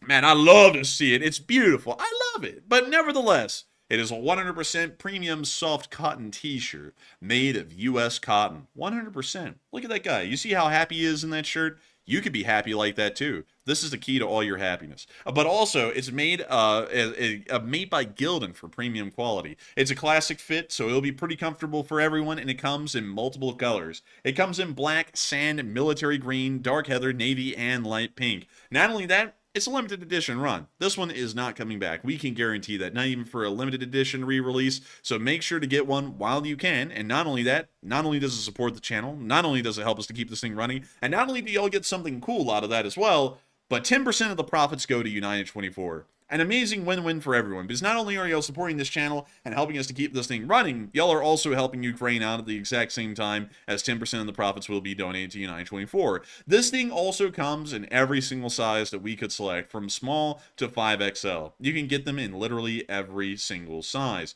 You can get them in black, sand, military green, navy, dark heather, and light pink. And a lot of people are wondering, where do I get this kind of Bot Be Gone goodness? To once again remember the amazing triumphs and successes that this channel has had in keeping bot free and also making sure to support this channel. Well, my friends, you're in luck. All you have to do is go down to the description below this live stream and click the first link. It says get your Bot Be Gone t-shirt here, and it'll take you directly to this website where you can get yourself some Bot Be Gone t-shirts. Or if you would like to type it in on your search bar, you can go to officialenforcerstore.com, all lowercase. Click enter, and it'll take you directly to this website where you can also get yourselves some limited edition t-shirts. It is absolutely wonderful. It is absolutely incredible. The spray works on everything, we guarantee. But with that, also, by the way, we're already seeing pictures of the shirts being worn by viewers out there. They're already arriving that quickly. And we saw one on Twitter from Sinful J. He was wearing his shirt very proudly, and it looked very cool. He got a black one, it looked like. And obviously, we had to leave a comment and also like it as well, because he was repping the LSA with the Bot Be Gone shirt. So, huge shout out to Sinful J as well. And also, if you have a picture of the shirt, you can put it on Twitter as well, because we'll like it and also leave a comment if I come across it. So, very cool to see the viewers wearing the shirt, I gotta say. Man, I'm telling you what, you gotta get one while you can, and also on top of that, to put this out there, the limited edition run is truly limited edition, as it will be ending this Saturday at the end of that stream. So there is a very limited time left, because you have tonight, which is Wednesday night, tomorrow, the next day, and then the day after that. There's only about really 3 whole days left to be able to get this shirt in kind of a half day, including today. So make sure to get one while you can, because it does help this channel to keep running, and not only that, it helps y'all to keep looking fly. Put an LSA in the chat. But with that, it is time for us to move on from that little shout out, that merciless plug, and on into our location unknowns, as we were able to see the Ukrainians using an SPG-9 to fire on them Ruskies. Check it out. Роботи багато?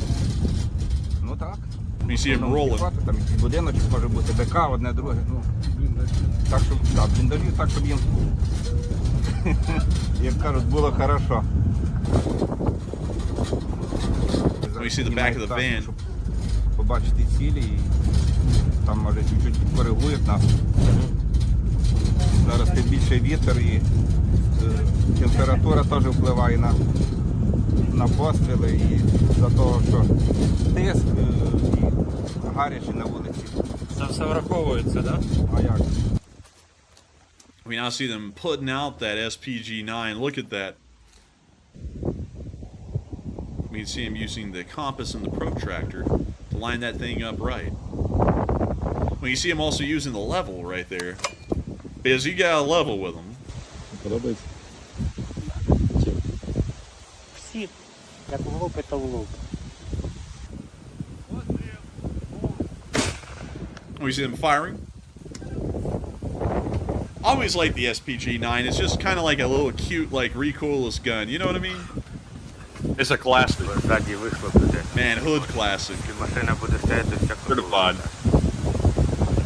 На якій відстані? Метрів 15. 15 метрів і повилітають в стікла.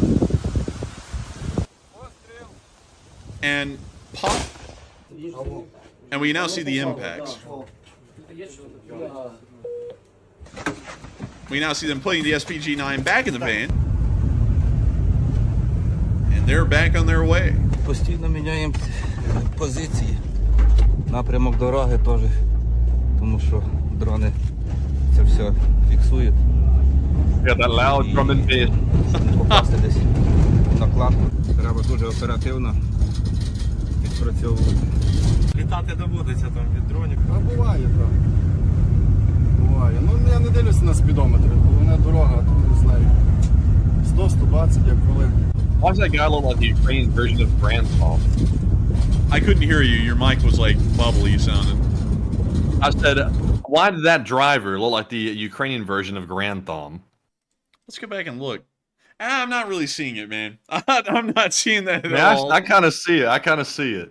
Man, I don't know, man. I'm not seeing that. Me personally, let us know in the chat. What do y'all see? Y'all see a grand thumb in that driver, but we also got to see some sniper training in Ukraine as well. Take a look at that. Isn't that nice? I gotta say, it's incredible. Moving on from that, we also got to see some Turkish mortars that have been privately purchased for use in the Ukrainian armed forces. These little fellas are 60 millimeters, meaning that they are fairly small as far as mortars go. These are actually about the smallest that they get in the modern day, but they come in these cute little carrying packs right here, and they do cute little amounts of damage that the Russians think is really, really cute. Like, have y'all seen the guys that are in the hospital? I mean, they're cute. But anyways, with that, we're now moving on from those privately purchased 60 millimeter mortars, and we're now moving on to the Russian casualty report, which was incredibly good today. Oh! Dang! Oh, no! 15 Bobcats, man. That's insane. Look at that over there. That person laughed. Oh, it's a Russian bot. I was about to say, I thought they were laughing at the losses. I was about to say, I'm laughing too. These losses are crazy, man. 15 Bobcats, 1,100 troops. It's going hideous. I'm telling you what. Is Putin having a meltdown yet? He should be. Man, I'm telling you what, man. Source absolutely laughable. What was this person's account? Oh gosh, it's one of those fake ones. Isn't it? Oh no! Literally every single conspiracy theory was like checked off on that box right there. It's like dang, it's like that's a tough one right there. I'm sure they're into that esoteric or whatever, but nevertheless, 1,100 Petrodollars. Oh, the petrodollar, it's collapsed. The American economy is going to collapse, and here we are, like a month later. And I don't even think the dollar has really changed that much in value. Shocking, I know. But anyways, moving on from that, 1,100 Russian soldiers were wounded and killed over the past 24 hours, a fairly high number, along with 11 APCs, 57 supply trucks, 2 main battle tanks, 36 artillery pieces, 51 drones, 3 anti-aircraft warfare systems, and 15 Bobcat skid steers. Overall, it was a pretty impressive day for Ukraine, and they were able to really rack up the losses for the Russian Federation. Moving on from that and into the area of Vovchansk, we were able to see the 92nd Brigade was chasing fellows with drones. If the video loads. And it did. Oh, and we got that Bill Nye the Science Guy music going on up in here because we're about to find out a little bit about human anatomy from the inside out. Check it out. Here comes the drone. When you see the Russian kind of just running around in circles. That's a fairly normal tactic for the Russian government and the Russian soldiery. And we see that he's starting to trot again. Man, watch this video make me think, you know that like song that really high-pitched guy song is like Tiptoe Through the Tulips? Oh, wait a minute. You talking about that one? Yeah. For some reason, this field right here in this environment makes me think of that like sort of creepy song a little bit. Man, that Tiny Tim guy was really weird. He was a strange duck. That was a very dark story about what happened to him, like in his final days. Very dark. Well, what happened to him? Apparently, he died singing that creepy song. What? Yeah. Tiptoe. Yeah, that's why it's so creepy, man. It's like, damn, it's like, couldn't have gone out a worse way singing that. Dang. That's pretty rough right there. Also, Matthew, I think we're going to have to get that one translated from Polish to English right there. Just letting you know. Because you're probably like, what the hell is that? That's Polish. But with that, we are now moving on from that little clip and on into our next one, where we also got to see the Ukrainians firing an 85mm D-44. These things are almost from World War II. I believe they actually are. So here's the clip. We can see them showing the artillery piece. Sadly, we have to mute it, but we can see them getting it ready to fire. Actually, Matthew, I'm personally going to put that thing into translate because I'm very interested to see what it says, like, just right now. Like, so while y'all watch this clip, I'm going to put that super chat into translate. Polish to English.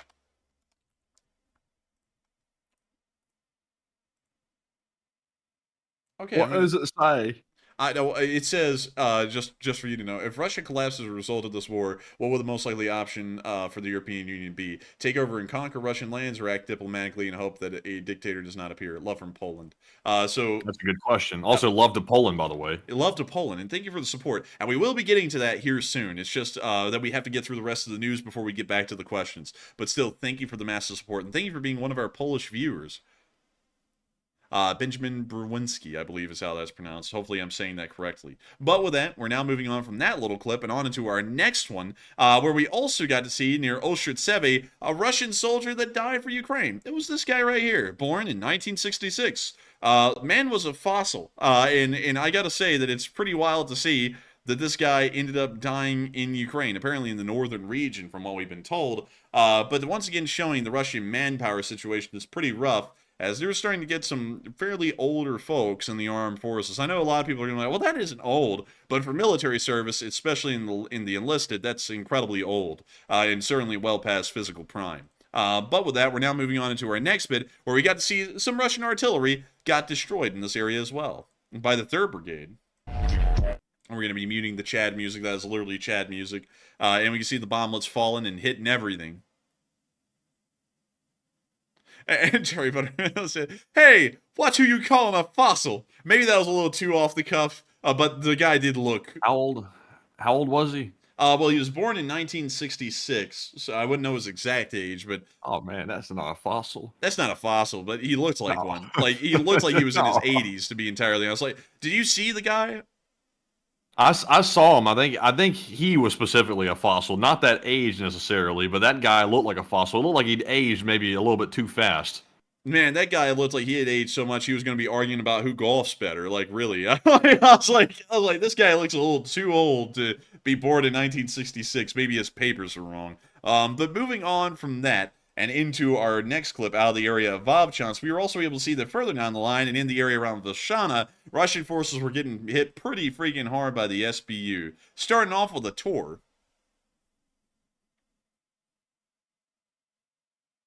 Man, I like it, Enforcer, how you took a shot at like our biggest demographic. You said, it was like literally the same year that these people were born, man. It's like they're not fossils. Like, come on. But, like, they're the people that still have sense, man. That generation still has sense, unlike the new generation that's in our generation. Like, not a lot of people in ours have sense, but that's why we can always confide in the older generation for some common sense. Am I right? Well, Matthew, in the chat, they're just putting out how old that guy was. That he was 58. Yeah, but our demographics are actually like that age as well. Let me go check that because I know it's on up there. Let me go check. Viewer age. So, I see. About 30% of y'all are over the age of 65, actually. You see? That man was not a fossil. He was actually young and in his prime. Excuse you. I don't know who the hell said that. Mandy, who the hell said that on this show? He's going to have to be fired for that. That was ridiculous. Spoken like a true politician. Yeah.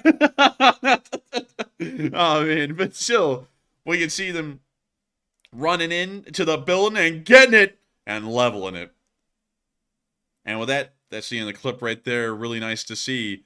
And with that, we're now moving on into our next clip, a little bit further down the lines, where we also got to see now down near Chernopapivka, things were popping off. You know what I mean? Here's the clip. All right, we got some interesting music there. Also, I see everyone throwing in ages. Let's see, 48. I'm 58, early 40s. Apollo Rush, enforcer for president. Hey, thank you. I'm already getting down the politicking side of things. 30. I have the mental age of 12. I do too. 34. 44. Let's see here. 62. Let's see.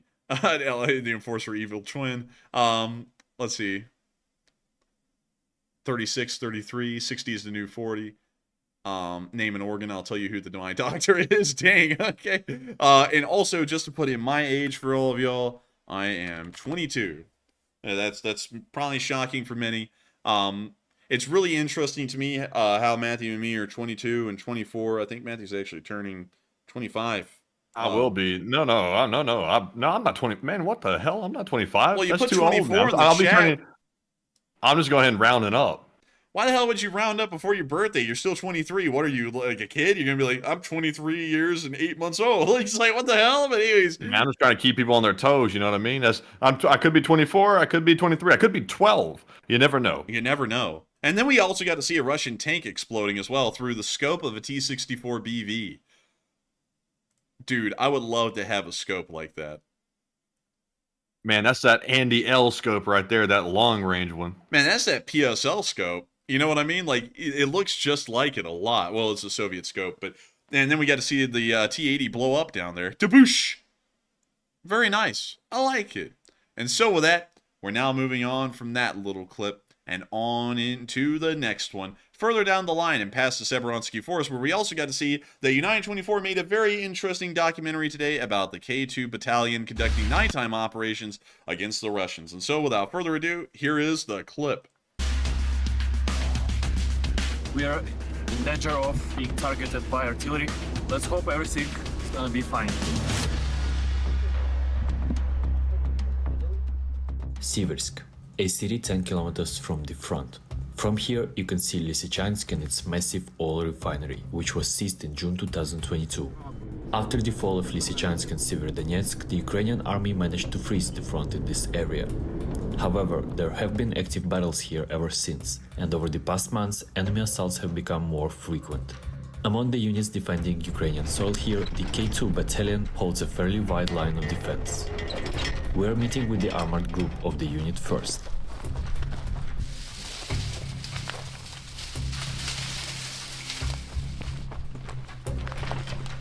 My name is Dennis and my call sign is Teacher. My position is a BMP commander. My name is Serhiy, tank gunner. Our task as an armored group is to be firefighters. We are the last hope of the infantry. If there is a very massive orc attack, then we have a certain time to get to the positions. We have to arrive, smash everyone, and save the guys. Whether it's a tank or an infantry fighting vehicle, any heavy equipment arriving on the battlefield becomes the #1 target.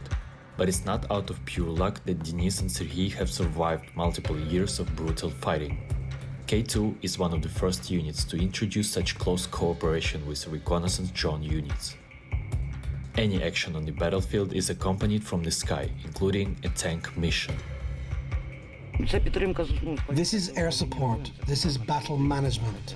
The battalion commander and the headquarters are watching directly. They react to every change. Any change in the situation, we get a certain order to act. For example, as an infantry fighting vehicle commander, my view is very limited. The gunners is too, and the drivers even more so. We can't see everything, but from the sky, it's easy. As you can see, even tankers need cover, when on a mission or even in their free time. The guys have been fighting in this area for around 2 years, and since then the enemy has learned the roads and makes logistics for the unit very difficult. We were planning to film the frontline units, but turns out it's too dangerous for us to go during the day. So we will have to wait until the sun sets. Also, we're filming this in June, so this is the time where nights are super short. So we have around 6 hours to get in, visit few positions, and get out. So good luck to us. He gave himself good luck. Man, I gotta say that's a good practice though, right there. Finally, it's complete darkness outside, and Vitaly, our driver, takes us to the first position. Although we are under the cover of electronic warfare, still, this road in front of us, we are in danger of being targeted by artillery. So let's hope everything is gonna be fine. In order not to drive in silence, Vitaly tells us what he sees through his night vision device. On a scale of 1 to 10, how well do you see the road? From 1 to 10, well, 7. I can see 50 meters ahead. The road and the bumps. Finally, we arrive at our first destination. This is an aerial reconnaissance dugout. A long underground corridor where half of the people are asleep and the other half are drinking energy drinks and working. 2 pilots work in a carousel, meaning that as soon as one returns for a battery change, the other takes over. Without stopping observation for a second. It is very important. We already know where our group is. If the shelling starts, we already know if they need help. Sometimes, when our groups are moving in the night, they can't see anything at all. So we tell them the direction and make sure they are safe. Of course, this approach has its difficulties. I asked the guys when was the last time they were out of the position. We are here all the time. We have day and night pilots. I also heard that there are some units that have rotations for 3 or 4 days. When we were asked, how long do you stay here? Guys, we don't have such a thing. But we are already used to it. Man, I gotta give a huge shout out though. Huge shout out to all the boys back there on the Discord. Gotta first give a huge shout out to them. Like, Man, it's crazy. Like, if you're just like a gamer these days or something and you use Discord and you like play some games on the internet, that's basically what these guys are doing. He's got basically like a handheld Xbox in his hand and Discord hooked up on the side. It's like a game, but in real life. Dude, you sit there, you're like, I'm gonna just find myself a random Discord room to hop in today. You hop in one, you hear, oh man, I want them to be here for me. This was weird. Kick him out and ban him immediately. No, and then you flick over to another one, and then you hear, coordinates are 3, 2, 6, 7, 5. Hit it now! Like, it's like, wait a minute, what the hell am I in here for? And then you find out it's these guys. And I know that that's not how you read out coordinates. I know. But anyways. From one dugout to another, we visit a night bomber unit. Under the light of stars and their red flashlights, the operators are testing a vampire bomber. The horizon is illuminated by outgoing and incoming shells.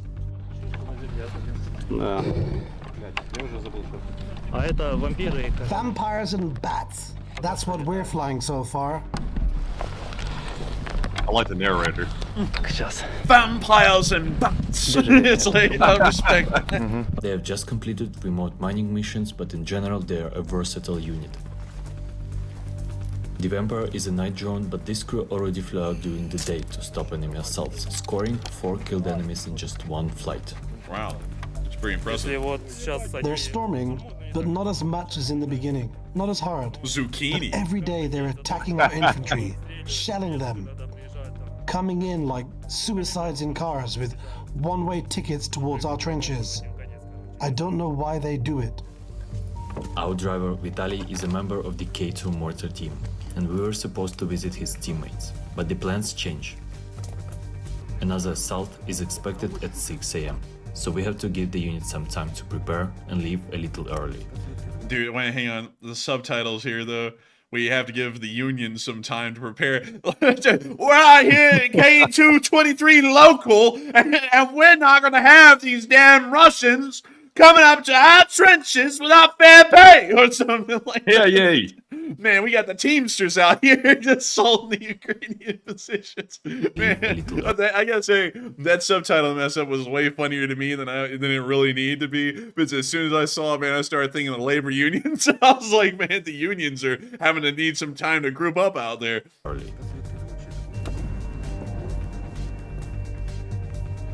Dear viewers, we do our best to inform you as accurately as possible about what's going on at the Ukrainian front line. But in reality, it is very dangerous. So all I ask in return is for you to support Ukraine, donate to United 24. And you can also donate directly to the K2 battalion. In the description to the video, we will have their PayPal. Thank you so much.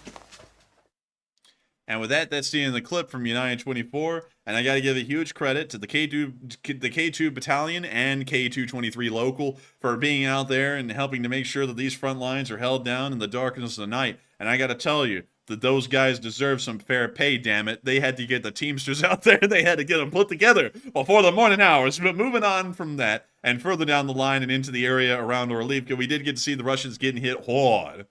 Check it out. They were actually getting hit by the cops. The cops. Man, the cops are out. Dude, look at that form. Man, the cops are out here slinging. Man, the cops are out here slinging that hash. I gotta say. Slinging that lead. Very gentle mag replacement. I appreciate that. Those magazines are collectibles.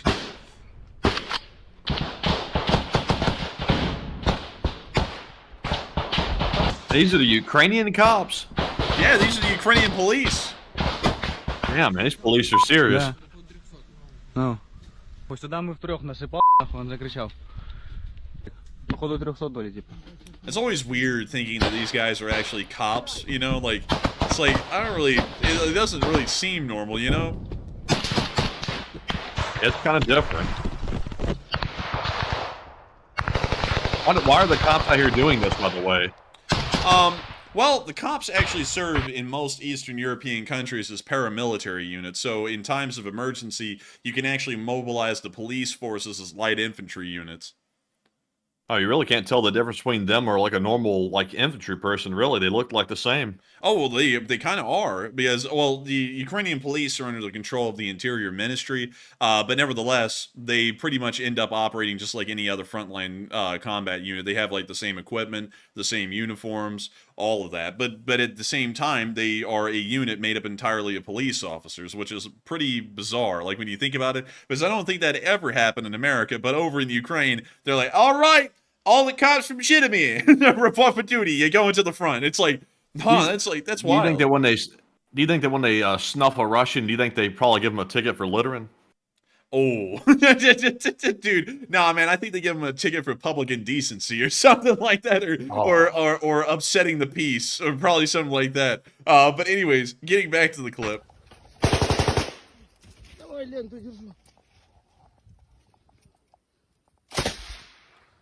They're laying down that heat.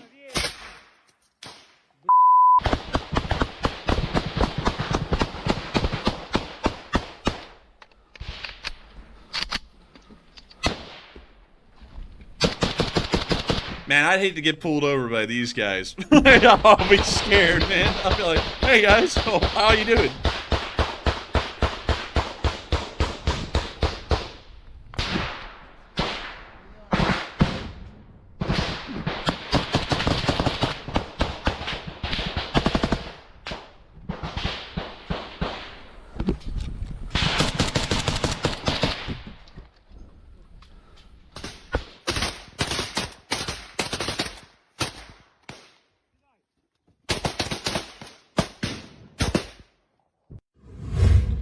And that's the end of that clip. It really abruptly ended right there. Like, didn't even have time for the outro. Like, the outro began and they just cut it. But that's the end of the clip. And you know something, man? I was thinking, if Russians surrender around these guys, do they sit there and say, get out on the ground, get out on the ground? And then they all come up to him and one of them throws out like a baggie of Coke near him and then picks it up and goes, huh, what's this? I wonder if they do that. Man, they're planting stuff. You know what I mean? Man, they're planting Russians in the soil. Like that's what they're doing. But moving on from that and down near Avdiivka, we also get to see a destroyed T-80BV looking like a mess. Moving on from that and into our next bit of news, we also got to see a 3rd Assault Brigade medic. This was also a clip put out by United 24, which is very interesting to see. Все, взяла воду і цинк. І собі БК. Все, побіжали. П'ятирівка над нами літає. Та а як же без неї? З нашої сторони прилетіла. Та ходи. Пішли. We hear rounds flying overhead as they move.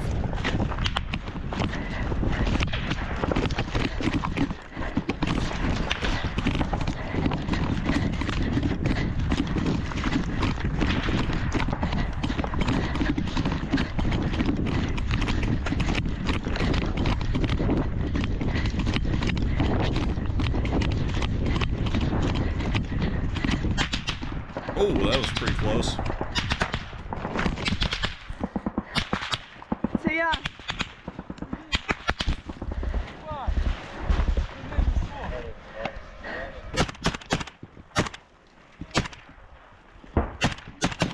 We now see them firing at the Russians. Передаю привіт всім, хто мене знає.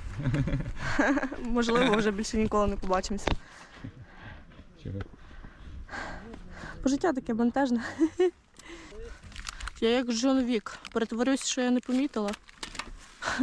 І мене дрон не побачить. Хто там магазини? Дайте пустий, будемо заряджати. Кого пусті магазини? Воно один.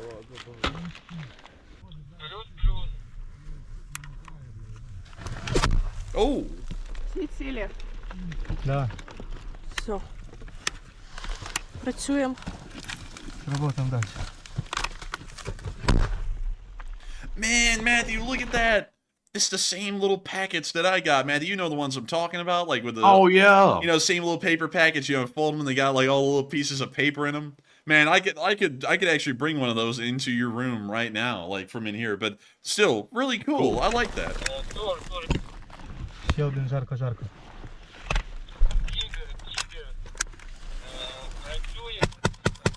That guy's a tattoo of an AK on his hand.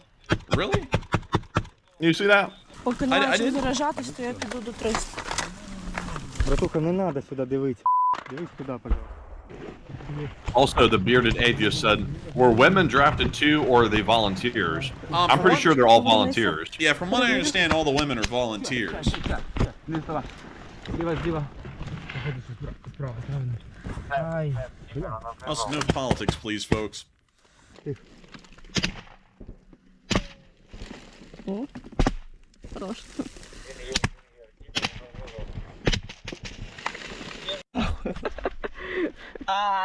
Друга, там полада за день. Давай, терпи. Можеш зжимати мою руку, але не віддаляй.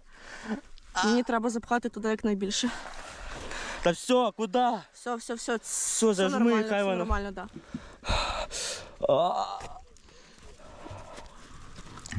Штани не ріж. Добре. That guy's like, do not cut my pants off. No, he's like, you ain't doing it. But dude, he said there, dude, he was literally going, hey, don't cut my pants off. He was like, he literally just stopped hurting for just like a split second. He's like, you better not. He was like, don't do it. But anyways, moving on from that, I gotta respect that guy. He snapped out of all the pain poor guy was going through. You know he was in pain. He like, no joke, man. He was sitting there. Oh my God! Hey, don't cut my pants off. And then she just said, "Okay." And then he was serious. Then he got serious for like a second. He was like, "Hey, no." And then he went back to hurting. Poor guy though. But still, very interesting to see a female medic on the front lines. It's actually quite rare. And of course, once again, unlike most men who are drafted into Ukrainian military service right now, presently, it appears that she volunteered. Very interesting to see. But moving on from that and down near Vidyane, we also got to see that the 68th Brigade is using a captured T-90M. Pretty neat to see. We don't really see a lot of captured T-90Ms in Ukrainian service, but we do get to see this one, which is really cool to note. And we got to see a lot of pictures of it too. I mean, they had an endless amount of them. even on the inside of it as well. But moving on from that and out of the area and moving towards Polochi, we also got to see that apparently a Ukrainian shell got stuck in a power line. I'm not kidding. There it is. And it's just stuck in the power line. We don't know how that happened, but it's there.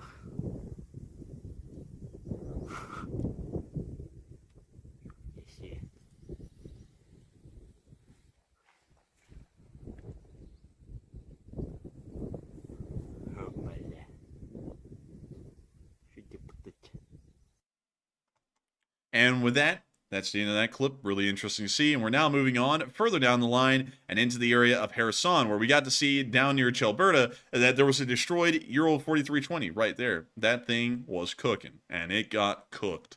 Moving on from that and into our next clip, we also got to see some Russian boats got destroyed as well. And we're going to be muting that trap remix. Yeah. Oh, yeah. Welcome back, boaters. Enforcer here. Top lake story. Oh, that one caught on fire. Hey, look at that. Hey, ammo detonation. Love to see it. Love to see it. Welcome back, people. I don't know. I just forgot. Oh, man. But with that, we're now moving on from that little clip. Nice to see them destroying some Russian boats.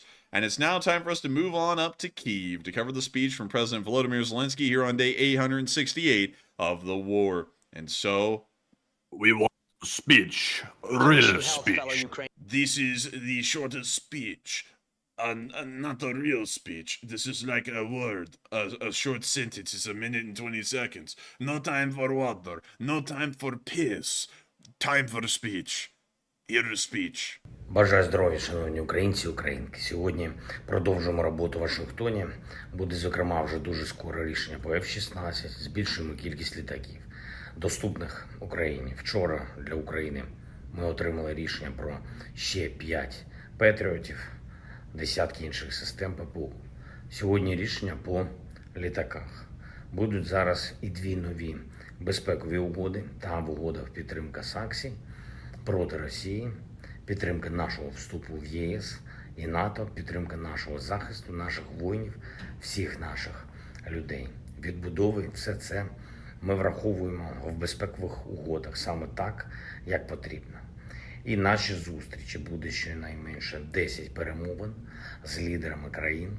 Вдячні всій нашій команді за активність. Сьогодні будуть зустрічі в Конгресі США, обидві партії, обидві палати. Ми цінуємо американську підтримку і будемо сьогодні говорити про те, як додати нашій взаємодії з Америкою ще більше хороших результатів. Бажано далекобійних і далекосяжних. Дякую всім, хто допомагає кожен день більше сили і ближче до справедливого миру. Слава Україні! And Herom Slava. And with that, that is the end of the speech from President Volodymyr Zelensky here on day 868 of the wire. And it is time for us to move on into the next segment of this stream where we get to talk to each and every single one of y'all. It is an incredibly enjoyable segment. And I gotta say that we've been entirely honored and entirely grateful to have y'all all here with us tonight. Now, you know, Matthew, I thought I would point this out because this is something that has been going on for days and days and days now. And I was wanting to show y'all this because this is something that has been weird, and I just wanted to point out it really has no impact. It actually has no impact on anything, but I thought I would show it to y'all because it's something that is really, really like making me wonder what in the world is going on with YouTube lately. So, as many of y'all will know, we usually end up in the top 100 every time we run these live streams every single day. And that did happen yesterday. We were actually numbered 99. Pretty much almost out of the top 100. It's 7.7 thousand live viewers. Now, one thing that was really interesting about that is that YouTube, which, Matthew, that number was accurate from what we could tell, right? Like, it was 7.7 thousand live viewers last night, and that was the peak we reached. So, Playboard is reporting that correct, according to what we got last night. However, YouTube then told us that the number today on the dashboard was actually 9,000 live viewers at the peak, right there. 9,000. Wait a minute, is that from yesterday? That is yesterday's stream. Now, see, that makes a lot more sense because tonight, I think the cap or the top tonight was like 7,200, but yet we have like 44,000 views already, which makes no sense. Yeah, it's making no sense at all anymore, like YouTube's analytical reporting, because also, man, you remember last night, we were about to get down to like 1.9 thousand live viewers. They said that when we rounded out last night, there were still 3,000 people on the show. Like, and so I don't know what's going on with YouTube, because it actually looks as though if the numbers here is being reported accurately, which we assume it is because the amount of viewership we're getting on these streams is still incredibly high, we would be all the way up about here in the 70s. We would actually probably beat Making Kelly last night.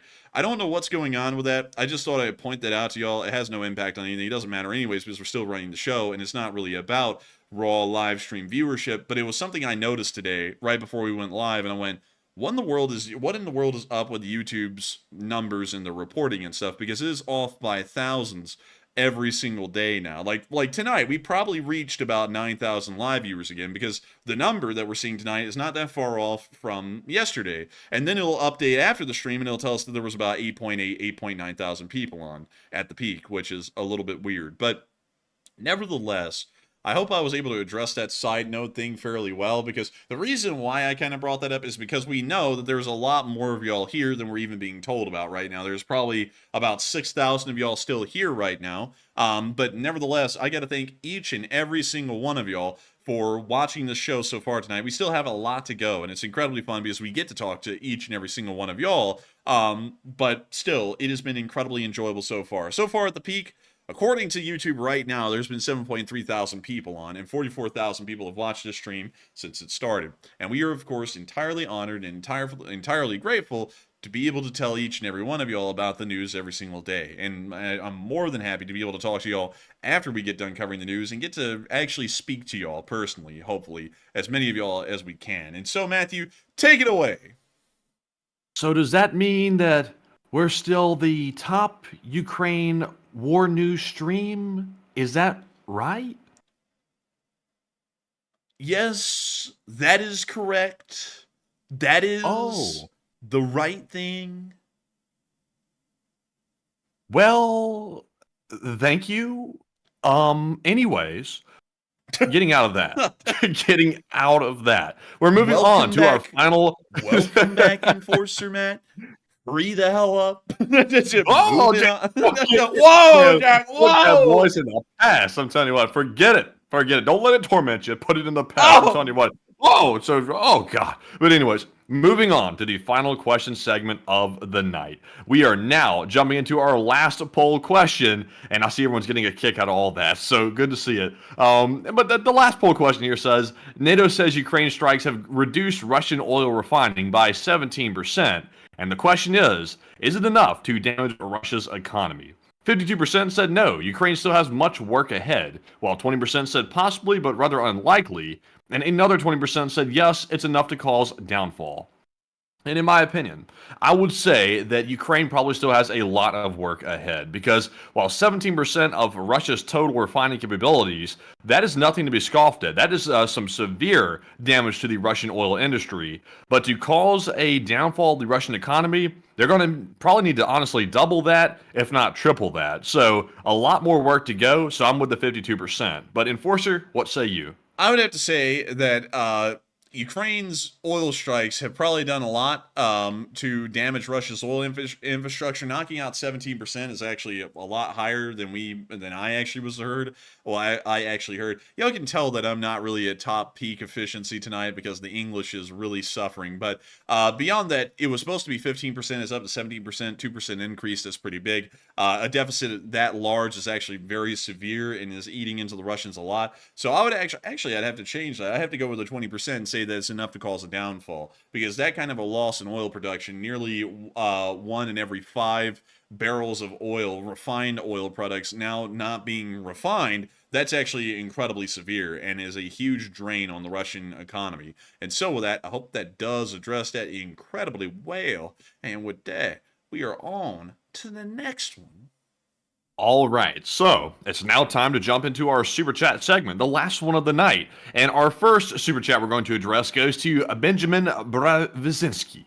And I think I butchered that. But Benjamin, I know how to say your first name, and thank you very much for the $50 support. Very generous. And also shout out to Poland. Let me jump over to Google Translate real quick. It Excuse says, me, I have it. Oh, go right ahead. Allow me.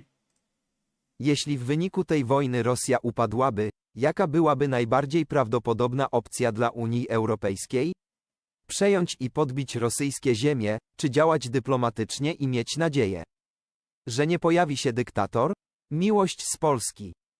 All right, and to answer that It's question, different when you say it like that. bro, that's deep. Like, but beyond that, I got to thank you so much for the support, Benjamin. And that was actually an incredibly good question. And if I was to answer that question, let's start off with the first part where you said that if Russia collapsed as a result of this war, what would the most likely option be for the European Union? The most likely option for the European Union, considering that it's more of an economic alliance than anything, would be to largely give up the idea of allowing Ukraine to join, because by that point they would have lost in this hypothetical scenario. So going off of that, not really a lot would change economically, really, for the European Union. So going off of that, I would have to say the European Union wouldn't really have to do much. It would more so be a NATO concern, and even then, NATO is a defensive alliance, so there is no offensive action to be taken. But moving on to the next part of the question, take over and conquer Russian lands, that would not happen at all. Modern self-determining governments, which is what the European Union and NATO is made entirely of, would never support any kind of a war of conquest to take over lands of another country. That's also not supported by UN resolution either, and generally NATO is one of the leading voices in the UN resolutions and how they were written. So we know that plans of conquest from the West would never come about in the future. As far as acting diplomatically and hoping that a dictator does not appear, that probably would be the most likely option. Or we would start to see that a second Cold War would begin and a massive and rapid militarization of Eastern Europe would start to occur. A lot like Poland is already in the process of doing right now, which is actually where you're from, Benjamin. And so I hope that that does address that question fairly well. And also, I got to thank you so much for being one of our Polish viewers, Benjamin. It is very rare that we actually have a viewer come in and throw in a super chat in anything other than English. And while it was a little bit difficult to translate the question, although it wasn't really that difficult, we just typed in Polish to English and then put it straight into Google Translate. I got to say that the Polish language is incredibly cool looking to me. I'm always really interested in how it works. I would love to learn Polish actually at some point in the future. And while that's not helping me to learn Polish, it's really cool to look at it nevertheless. And I also hope at the same time, not only were we able to look at your question written in Polish and just really marvel at how cool the Polish language looks, I hope we were also able to give a fairly good answer to your question as well, Benjamin. And so with that, thank you so much once again for support and helping this channel to keep on running. It is folks like you who help to make this thing possible each and every day, and I hope that that answer was to your liking, sir. And so with that, we are on to the next one, and thank you so much once again.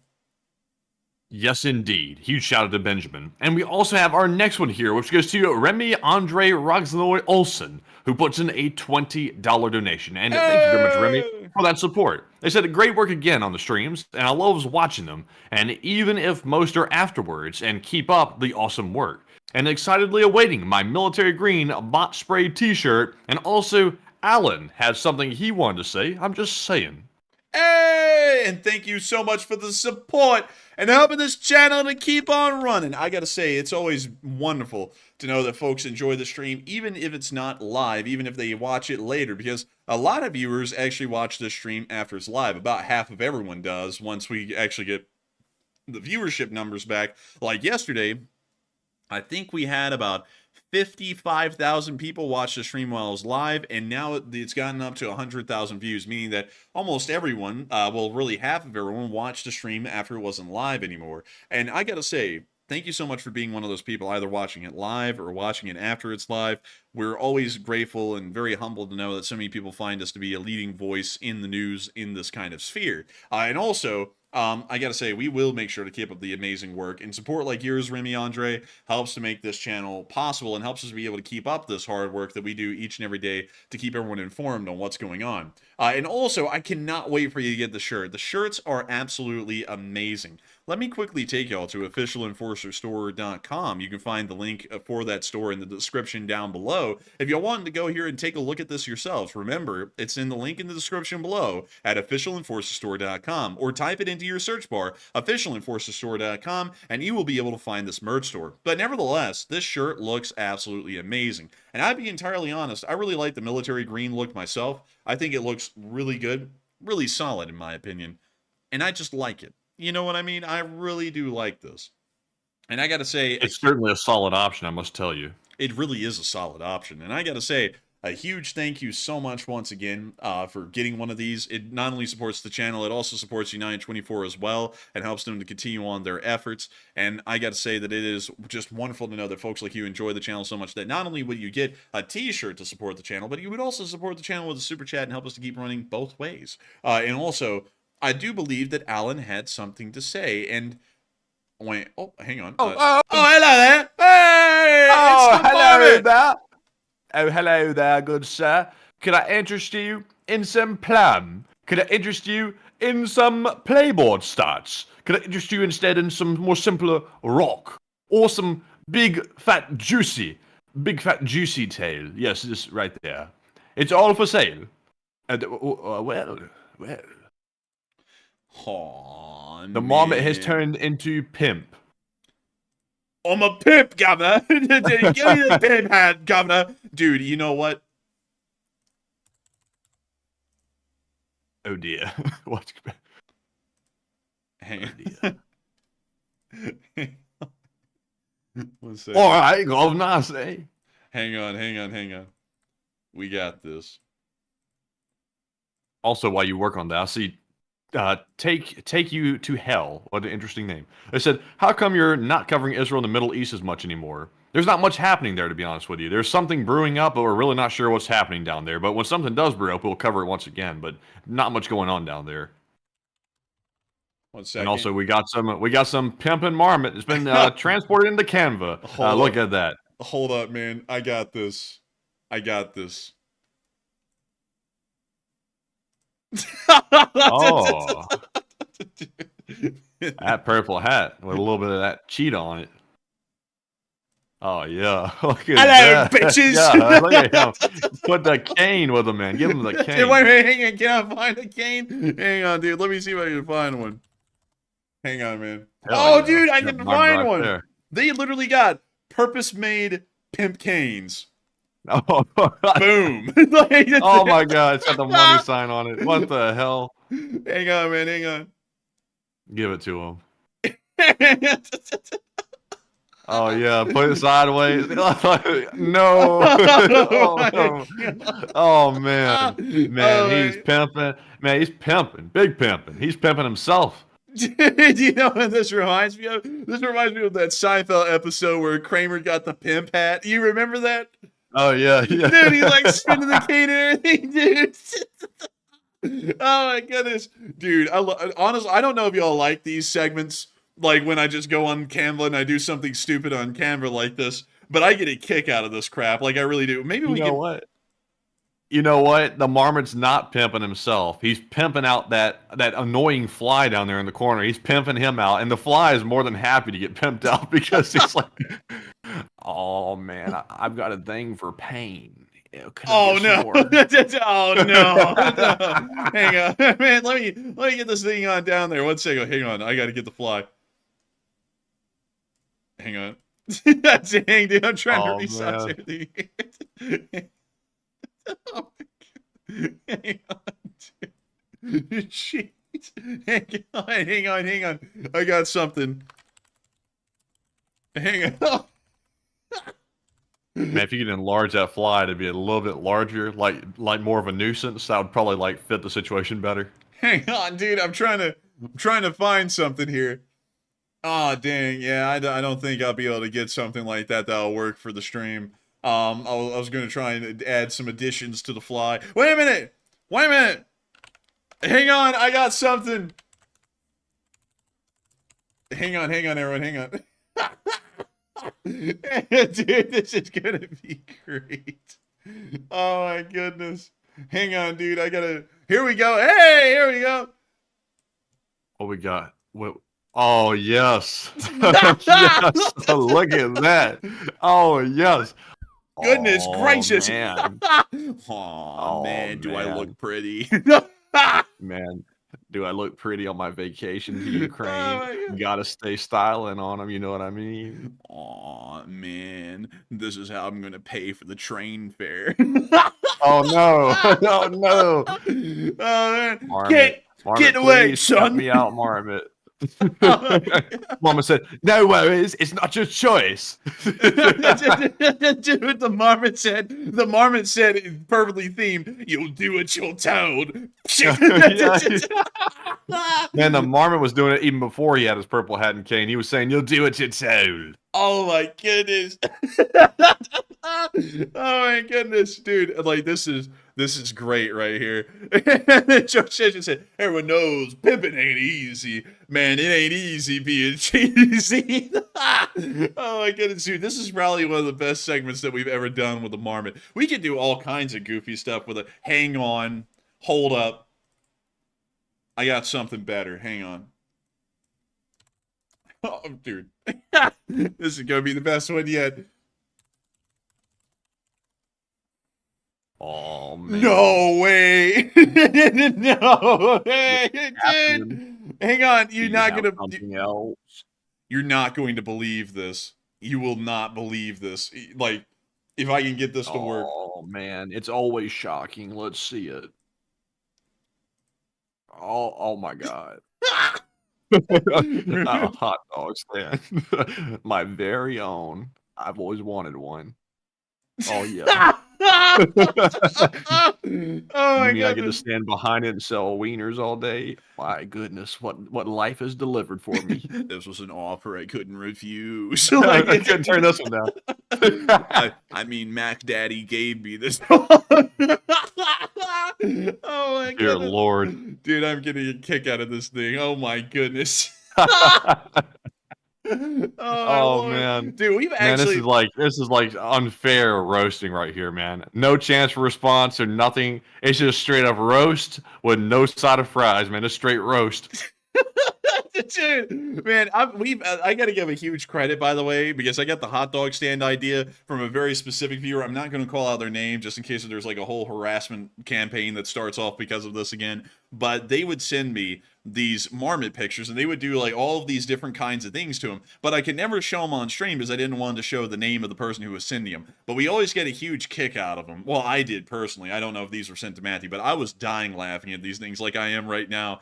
But this is great. And so I'm just wondering, folks, it looks like the response to this in the live chat is gold. Gold, Jerry, gold. But you'll like this kind of a routine. Because honestly, I think it's even funnier not to just zoom in and out on the normal Marmot, but to like trick it out. Like to actually make it I love to see it.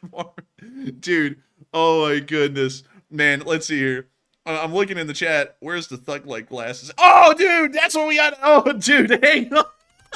Put the glasses on him. Man, let's see it. We gotta go get it. Hang on. Okay. Oh yeah, there's the 8-pixel glasses. Look at that. Let's see here. We gotta. Boo. Hell yeah. Oh yes. That's what I'm talking about. Hang on. I guarantee you, he takes 90% of the hot dog man's earnings. I guarantee you. Hang on, man. Oh, here we go. Oh my goodness. Hang on, I gotta. Here we go. Oh my goodness. This shit's gonna be filed. Oh, a roach. Oh my. Hang on. This isn't for the Marmot. Wait, the fly said, I have some. You gotta share Marmot. You're not getting any. That's a big one. No. Chuff, chuff. Damn. Man, when that big old like what are we gonna call this thing right here? A cigarette? What are we gonna call it? We calling this thing the doobie. We calling it the doobie. when the doobie is 3 times larger than the fly, it's like, can he even handle this? Man, the fly is about to start breaking it down. It's about to start going, relax while I take notes, while I take totes on the marijuana smoke or something like that. Oh Lord. Oh my god. Dude, this is the best thing we've ever done with the Marmot. This is the best, dude. I'm gonna Man, keep this thing. file. Make sure you don't lose those. Oh, hey, I'm not losing it. This thing is saved in Canva now. We're putting this down as the marmot. There we go. And that'll save it. Oh my goodness, though. Man, I hate to even leave this thing because this is the funniest thing we have ever done with the marmot. Oh my lord. Oh man. And a lot of let's see here. Well, let's see. People are saying that they love this. I'm glad that y'all do. I'm having a hell of a time doing this one. This is one of the funniest segments that I think we've ever done with a marmot. It's adding so much more to it. Dude, you know what we need to do, man? We need to make a marmot t-shirt, like, or something with the marmot, because the marmot is such an icon at this point.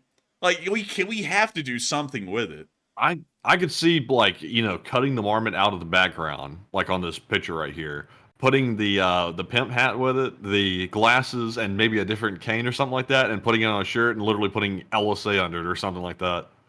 Dude. Man, I don't know what we could do with this. Like, really, like, we just put a normal marmot, or we could make it like a pimp marmot, or it's too boring with a normal marmot, really. Yeah, really it is. And also Danny 3648 said copyright. No, it's actually not copyright, because you see Jacob Lugosi, who's the guy who made it, is from the late 1600s. He's dead. That means this copyright has elapsed on this painting, meaning that it can be duplicated, and the National Gallery currently owns it, and the National Gallery is a government-funded institution, meaning that they cannot possess or exert control over copyrights, meaning that this is actually a public domain painting, which means that we can actually do something with it. And boy howdy, is that lucky for us. Like, that is very lucky for us. But I gotta say, man, this is the best marmot ever. I gotta say, man, I love to see it. The hot dog thing at the bottom, that's just great too. I love this. I love it, man. So I honestly think the thug glasses, like, it looks better without the thug glasses. Oh man, it looked better with glasses on. Look Dude, at his eyeballs. I thought it looked better, man. Oh, hang on, we gotta rotate it where it'd be like in line with his eyes. Yeah, there we go. Yes. Oh man, I love it. I love it. Oh man, dude, the marmots out there. Marmots out there putting the fly out, like that fly be putting out. You know what I mean?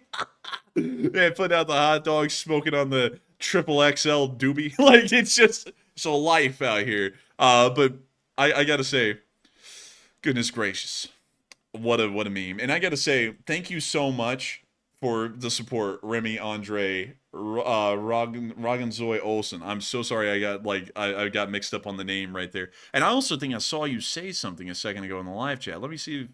Let's see. Oh, Remy said thank you. And that was it. You're welcome. This was more a service to us than it was to anyone. I really do think. But I'm telling you, this was something for the books, y'all. Y'all need to put this down. Like, this was one of the funniest things done on stream. But with that, I hope that does address that fairly. Someone said they're missing.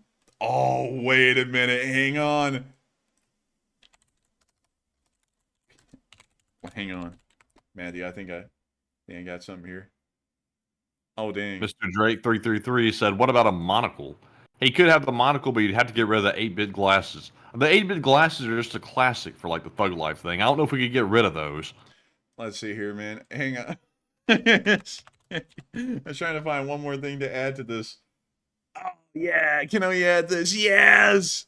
Yes. Whoa. Oh, my goodness. Hang on. Oh, yeah. Man, you know what we need to do? We need to we need to do like the whole little layer thing so that way we can put the cigar in the marmot's mouth. We're not going to do that on stream. Hell, we'll do it on stream. Hang on. Hang on, y'all. Let me see if I can a live can too while you're at it. And let's see here. And say what? I said it's a live Canva lesson while we're at it. Oh, dude, it did it. It did it. I can't believe it. It actually did it. Hang on, let's back it all the way up. Okay, right there, and then we'll take the cigar. Wait, did it? Oh, dude, it didn't really cut the mouth out too well. Oh well. Dang, Anyways, it's like disappearing in his mouth. yeah, oh, I got the magic got with me. Like the cigar isn't even in my mouth; it's just hovering in front of it. But still, man, what a picture! Like, what a picture, man! This really is the best ever. Period. Man, I love it. I love it. But with that, thank you so much once again for support, Remy, and helping this channel to keep on running. We thank you all so much once again for the support and making nights like these possible. Because while this isn't Ukraine war news, this is certainly a great deal of fun, hopefully for everyone. And I got to thank you all for being here tonight and being a part of it, because there's still so much more to go. And I thank you so much once again, Remy, for the support and helping this channel to keep on running. And so with that, I hope that does address that incredibly well. And with that, we are on to the next one. All right, and our next super chat goes to DS, who puts in a $20 donation, and a huge shout out to DS for supporting the work. And he says, "Thank you guys, and I appreciate the work daily." And thank you so much for appreciating the work daily, DS. We put in that work daily to put out the freshest live streams on the Ukraine war news and really on news around the world. And I got to thank you so much for the support, and I got to thank you so much for enjoying this channel and enjoying our efforts, because not only do we get to have funny little segments like this after the news, we get to cover so much news every single night. Not a lot of people are in that kind of a position. Not many people get this kind of a chance, and we are so grateful and appreciative to be in this kind of a position and to get to do it with all of y'all. And so thank you so much once again for support, DS. I hope that does address that incredibly well. And with that, we are on to the next one. All right, and this next one here goes to Barry Woodward, who puts in that $20 donation, and huge shout out to Barry for that support as always. And Barry, unfortunately, this gets a little bit political here. So, Enforcer, take a look at this one, and let's see if we can maybe alter it a little bit and still read it, or what do you think? I see it, and sadly, I don't really think there's a way that we could alter it without making a very pointed statement on the current political atmosphere in America. I hate to say that, Barry Woodward, because I see what you're saying, and it is something that has been up in discussion, up in the air, but sadly it falls within a political realm that we just can't really address, because it would be walking too dangerously close to the edge. If you see what I'm saying, Barry Woodward, and I'm sure you see what I mean, because we have been staying politically neutral on this channel, not taking a political side for 868 days, and we want to make sure that that's not just something that is broken one day and then it never, and we open Pandora's box and it never is shut. We want to make sure to stay non-political when running this channel as much as we possibly can. Forever, really. We want to make sure that this channel stays that way, because we don't want to erode the trust of all of the members of the LSA and thinking that this is a channel that's really looking out for pro-Western interests specifically, and moving beyond the realm of domestic politics and then stooping down, like many others, into the level of domestic politics and really making that the primary point of our channel, which is something that I really do not want to do. So sadly, I don't even think we'd be able to reword that one to address it, because any way we would try to reword it, it would really end up saying about the same thing, and we would end up probably saying about the same point. But still, thank you so much once again for support, Barry Woodward, and helping this channel to keep on running. It is folks like you who help to make it possible. And with that, we are on to the next one.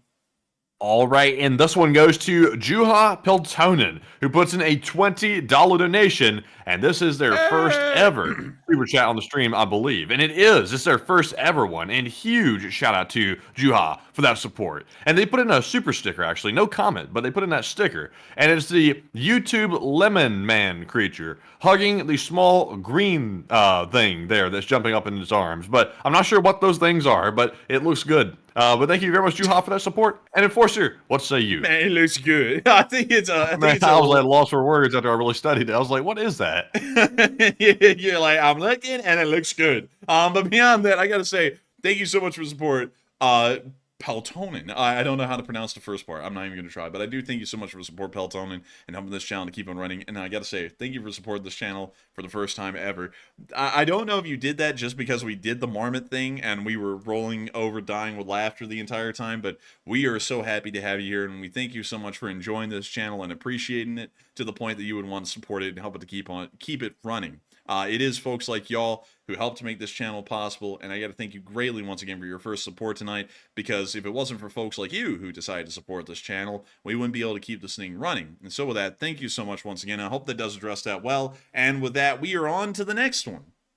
All right, and this one is going to go to John Garner, who puts in a $20 donation. And huge shout out to John as well for that support. He said, "You are the tops," and the chat is fantastic too. And thank you so much for the support, John Garner, and helping this channel to keep on running. And thank you for saying that we're the tops. That is a really nice compliment right there, I gotta say, and I thank you greatly for that. And also, the chat is fantastic. I mean, it really is. And also, the bots are hilarious too, like that one, Matthew, that was just called the Reese's Monkey, that came in and said, "I'll comment for Juhar, you guys suck a bag of..." No, sorry, that's the Hot Dog Man. You're on the wrong channel. You have to go over one next door, and that's the right channel. We do not slurp on the dogs over here. That's actually that one. But beyond that, I do have to thank you so much once again for the support, John Garner, helping this channel to keep on running, because it is an amazing channel. It's an incredible one, and we always love to know that we get to talk with y'all and kid around with y'all, and also get to cover serious news every single night. It's the funnest thing that anyone could ever do, and I thank you so much for supporting us, so that we can continue to cover this news, keep this channel running, and continue to keep the Lee Spring Army alive. And so with that, thank you so much once again. I hope that does address that incredibly well, and we are on to the next one. All right, and this one is going to go to Davo LBC, who puts in a $10 donation. And huge shout out to Davo once again. He says, "LSA Private Davo LBC reporting the bots are inside the wire, and we need to sell more shirts or we're doomed." Dang, that's a merciless like merch that, Davo. plug by Davo. Like it, dude, that was merciless.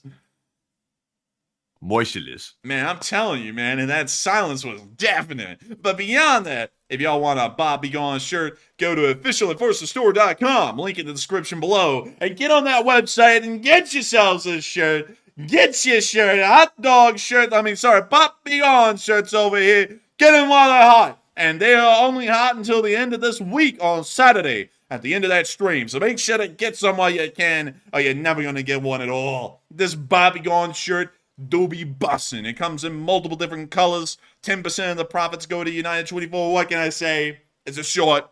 You'll be wearing it. You know what I mean? You're really, like, I'm telling you, if you're a woman, you're going to be getting a man with this thing. If you're a man, you're going to be getting a woman with this thing. It's one hell of a shirt. Wear this thing on a date. But with that, I hope that does address that incredibly well. And thank you so much once again for the support and helping this channel to keep on running. And with that, we're on to the next one. And our next one is going to go to Benjamin Brawozinski once again, who puts in another $10 support. And huge shout out to Benjamin once again for that support. And I did translate this one, Benjamin. I translated it, and unfortunately, we cannot read it. It's a little bit too spicy.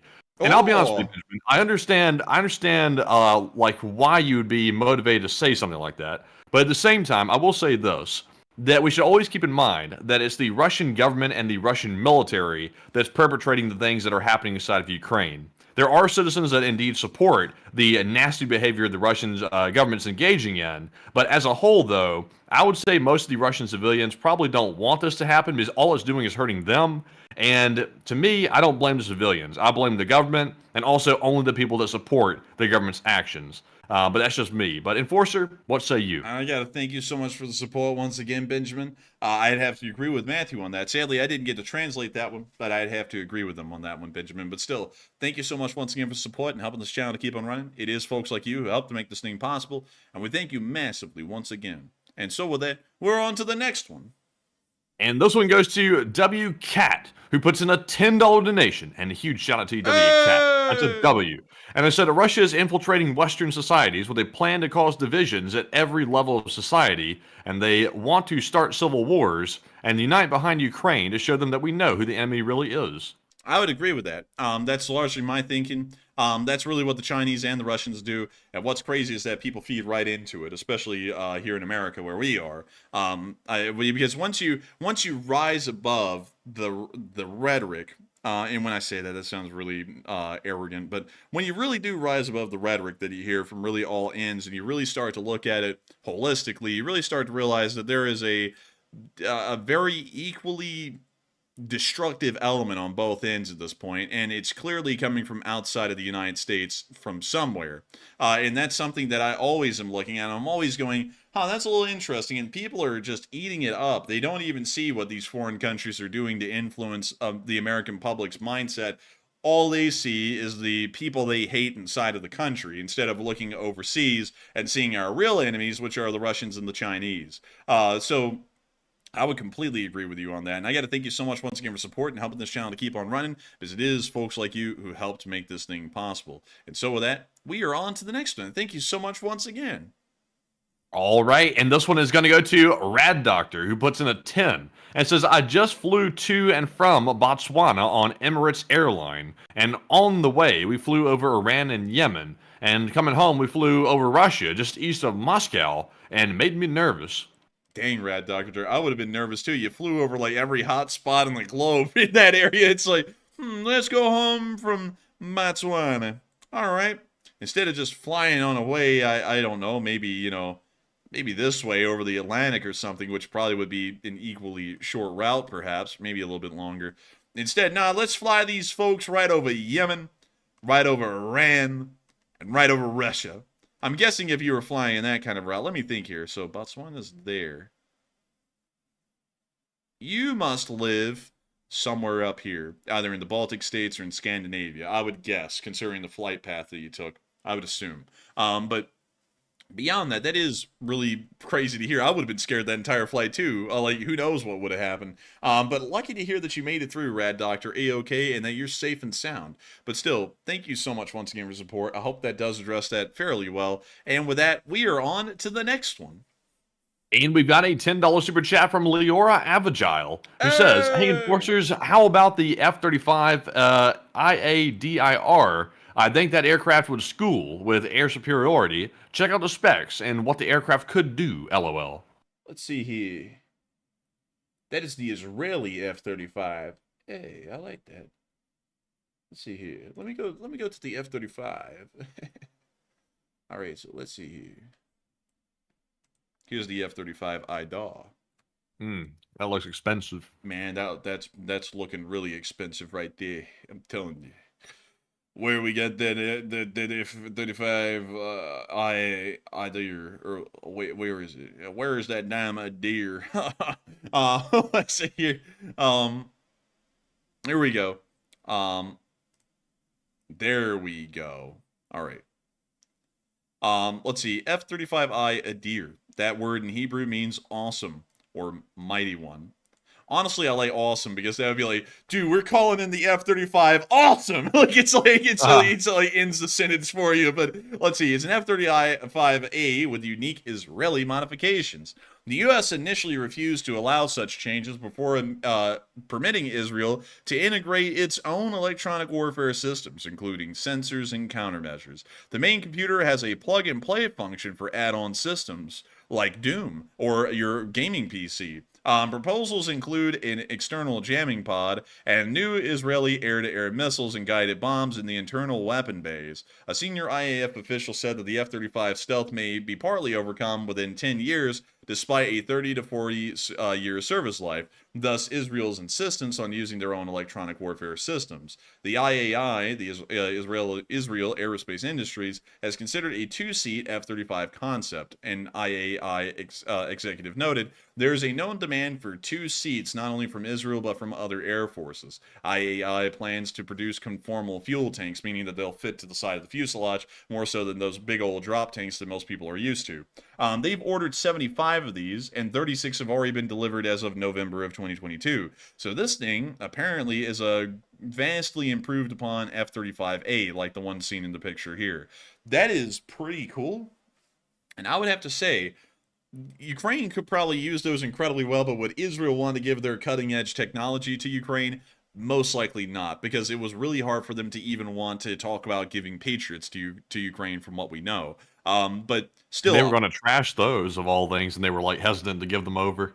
They were like, I think we'd rather scrap them. And everyone was like, what? And everyone was like, wait, what do you mean? Like, but this thing, the F-35, this is the cutting edge of Western tech, no joke. And it's just crazy. It's crazy, really, to think that this thing is really the epitome of Western technology. A lot of people have heard crap about this thing. It's actually incredibly good. And I mean, man, you can't deny this thing looks great. I mean, aesthetically pleasing every single way. It really does. Like nothing like any other country has like comes close to this. Like there can be copies of it or people trying to imitate it, but this is the best. This is the best. It really is. And let me see here. Man, the AIM 132. That's crazy, man. Because the AIM 120 has been the thing. But nevertheless, let me see here. I'm looking for those competitors. Ew, I forgot about this thing. The thing that failed. Sukhoi. Let's see, the Sicko 75 called that checkmate. It said checkmate. Checkmate, my ass. Dude, the only thing this thing is checkmate and is checkbooks. Like, you want to see this thing? This is the mock-up that they made. That's it. Wait a minute, it's not in production yet? Hell no, it's nowhere close to production. I don't even think it's close to actual flying prototypes. Well, yeah, that headline right there says checkmate is on thin ice. And when was this put out? Probably not that long ago. Probably a few years ago. No, I mean, like, when was the article put out? Let me take that off screen and find out because you never know. You never know. So when was this put out? February 2nd of 2024. Oh, okay. So it's on thin ice, like right this minute. Like it wasn't years ago. They're talking about it's almost finished right now. Well, no wonder because they probably can't afford to keep like figuring the thing out. Wait a minute. Oh, these are mirrors. I was gonna say, did they have multiple mock-ups of this thing at this place? You know something, folks. I can do this under fair use. The first time I ever heard of the Su-75 checkmate was from CNN, and they had a war correspondent go to this thing at this arms expo at Max, and they got in it and they talked about it. And I'm going to show you all that clip under the premise of fair use because we're going to be talking. No, don't do that. Don't do that. They're going to definitely put a copyright strike on us. Dude, definitely don't show that. I wish I could, man, because like the guy got in the jet. He was like, you could see all these computers, and it shows it's really high tech. And it's like, what? It's like every plane has computers. It's like that's like a standard prerequisite of modern air combat. What the hell are you talking about, man? Like, dude, I was really going off on that guy. And then he was like, you see the sleek lines? It really shows that it's stealthy and modern. And I'm like, is this for like kids? Like, is this for like elementary school kids? Because there's like nothing at all about cross sections or anything for that. Man, I was really, really blown away with that. But anyways, with that, I hope we addressed that fairly well. I got to thank you so much once again for support. Now in this channel to keep on running Leora Avagile. But I would say that if the Ukrainians got the F-35I a deer, that would be pretty wild. And so with that, thank you so much once again. I hope that does address that incredibly well. And with that, we are on to the next one. And this one goes to Shady Haze Gaming, who puts in a $10 donation. And huge shout out to Shady Haze for that support. I said, take one from the chat, and long live the LSA. And a huge shout out to you, Shady Haze, and we shall take one from the chat. And of course, long live the LSA. And this one from the chat, sponsored by Shady Haze Gaming, goes to, let's see here. This one's going to go to Snook, who says, why are F-16s being trucked in instead of flying them into Ukraine? I don't, probably so that way they possibly can't get shot down flying into Ukraine. That may be the reason. And it also may be so that way Ukrainian ground crews can assemble them and it won't create that big of a diplomatic incident. That may be the reason why. Best answer I could give in my opinion currently. And so with that, I hope that does address that fairly well. And with that, we're on to the next one. And this one goes to Andy L, who put in another $10 super chat, and no comment on this one, but huge shout out to Andy once again. And he said in the live chat a second ago, let's see here, he said he's the sniper, the nightmare. And that is true. The snipers are quite nightmares on a battlefield. The snipers are quite sneaky. They're never really known where they are, and they're just they're a menace to people. Just ask the Russians. And they're terrible when it comes to like lethality. But Andy L, thank you very much for that support. And Enforcer, what say you? You know, Matthew, if I was a sniper, I know what rifle I'd pick, Matthew. It's a rifle of legend. A Barrett Imrad. The Crank. Oh, come on, man. That's no sniper. Dude, I would be hitting people at 900 yards with this thing. They did it in the movies. They did a lot in the movies. I've never seen it. Why'd you say it's terrible? If you said They did a lot of the movies I've never seen. And I was like, are you good, dude? Like, but if I was to actually use a real rifle, let me think. What would it be? What would it be, Matthew? What the hell would it be? Well, while you're thinking, Andy L put in another super chat, another $10 super chat, and he said, Oh. "Good night, LSA," and you're number one. Hey! And good night to you, Andy L. Don't leave just yet, though. We're about to look at a sniper rifle, but thank you very much for the compliment to the LSA. Let's see, what in the world would I use, though? What would you use, Barrett man? Imrad. Barrett Imrad. All right, that's If I didn't use an MRAD, I'd probably use a Shaytac. I forgot the model number or whatever of it, but it's a Shaytac sniper. You know, if I was to use a sniper, I think I'd use the M1110. Fair enough. Knight's Armament. Fair enough. Not bad, not bad, not good, not terrible, not bad, not bad. But anyways, with that, thank you so much once again for support, Andy L. I hope you have a great night. Long live the Lee Spring Army, and thank you so much once again for support and helping this channel to keep on running. Not just once, not twice, but thrice. And so with that, we are on to the next one. Thank you so much once again. Yes, indeed. And our next one here goes to Wilderness LSA Latvia, who puts in a $10 donation. And huge shout out to Wilderness for that support. They said, "Yo, here comes the marmot. He's the king of the scene. Pimp coat on, looking fresh and clean. Strutting down the block with a cane and a hat. All the critters know he's what the party's at." Man, we actually got a jingle for the marmot, man. The whole poem. Man, yo, here comes the pimp marmot. it's like, dude, we ought to turn that into someone ought to turn that into an actual like jingle for the marmot. Dude, that would be crazy. But then we have to we you know what we need to do, Matthew? We need to find a way to detach the marmot's teeth in the painting and give it a gold tooth. Like, we have to do it. Oh, yeah. We need to do that. It is for plot development reasons. Like, we have to have that. But still, thank you so much for the support, Wilderness LSA Latvia. I love the jingle. The jingle is busting. And thank you so much once again for the support and helping this channel to keep on running and helping it to be possible so that way we can hear extremely good stuff like that. And so with that, thank you so much once again. And we are on to the next one. And he's got another one. Wilderness LSC Latvia puts in another 10 and says the marmot's got the bling. He's got the style. Every step he takes, he's got that wild smile, he says. Flashy rings, diamond chains, and he's the talk of the town. And when the marmot rolls in, you know it's going down. Dang, man. Wilderness LSA is throwing out the bars for the marmot, and I love it. I love it, Willis. This is wonderful. This is great. Man, I'm telling you, man. Like, I'm telling you what. You know what? We got to go grab that thing back off Canva. Hang on. Let me go grab it. Okay, Matthew, so this is my Canva page. Like, look at this. We got the parental advisory thing that I made a few days ago. And then it's all serious thumbnails, you know, that we're actually making for the channel. And it's then all Putin. Yeah, and then you just got this. Man, I'm telling you what. Dude, this is great. Zoom in on the hot dog. Zoom in on that thing down there. Let's see here. Let's scroll down on that like that. Man, zooming down to his level. Oh, look at that man. microscopic level. A little bit small. A little bit small. Oh man. Damn. Even one fraction of Marmot's tail is more significant than the fly. 100%. 100%. Talking trash, true. The marmot measurements. I'm like, what the hell, dude? But yeah, I'll back that up, man. I'll back it up. Marmot said, "I got the bigger tail." Man, Marmot said, "Listen, I might have the bigger tail, but you're the one who's putting out, right?" that's what the Marmot said. Man, I'm telling you, I love it. Yeah. But thank you so much, Wilderness LSA Latvia, for the support and helping this channel to keep on running and making sure that we have a jingle for our little marmot right here. You know what I mean? But still, with that, thank you so much once again. I hope that does address that incredibly well. And with that, we are on to the next one.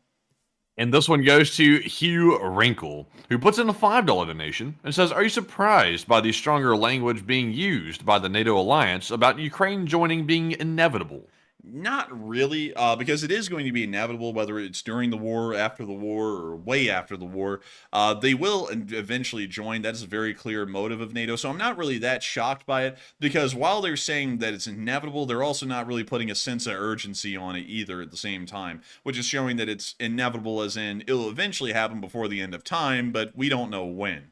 So it's not really that shocking to me, in my opinion. But I do thank you so much for the support and helping this channel to keep on running, Hugh Wrinkle. And I hope I was able to answer that fairly well. And so with that, we are on to the next one. All right, and this one goes to Wyatt Logan, who puts in a $5 donation. And man, what's he saying, man? Like, I'm scared of this. When I read it like a second ago, and I couldn't quite understand what it meant. Tell me, do you understand it?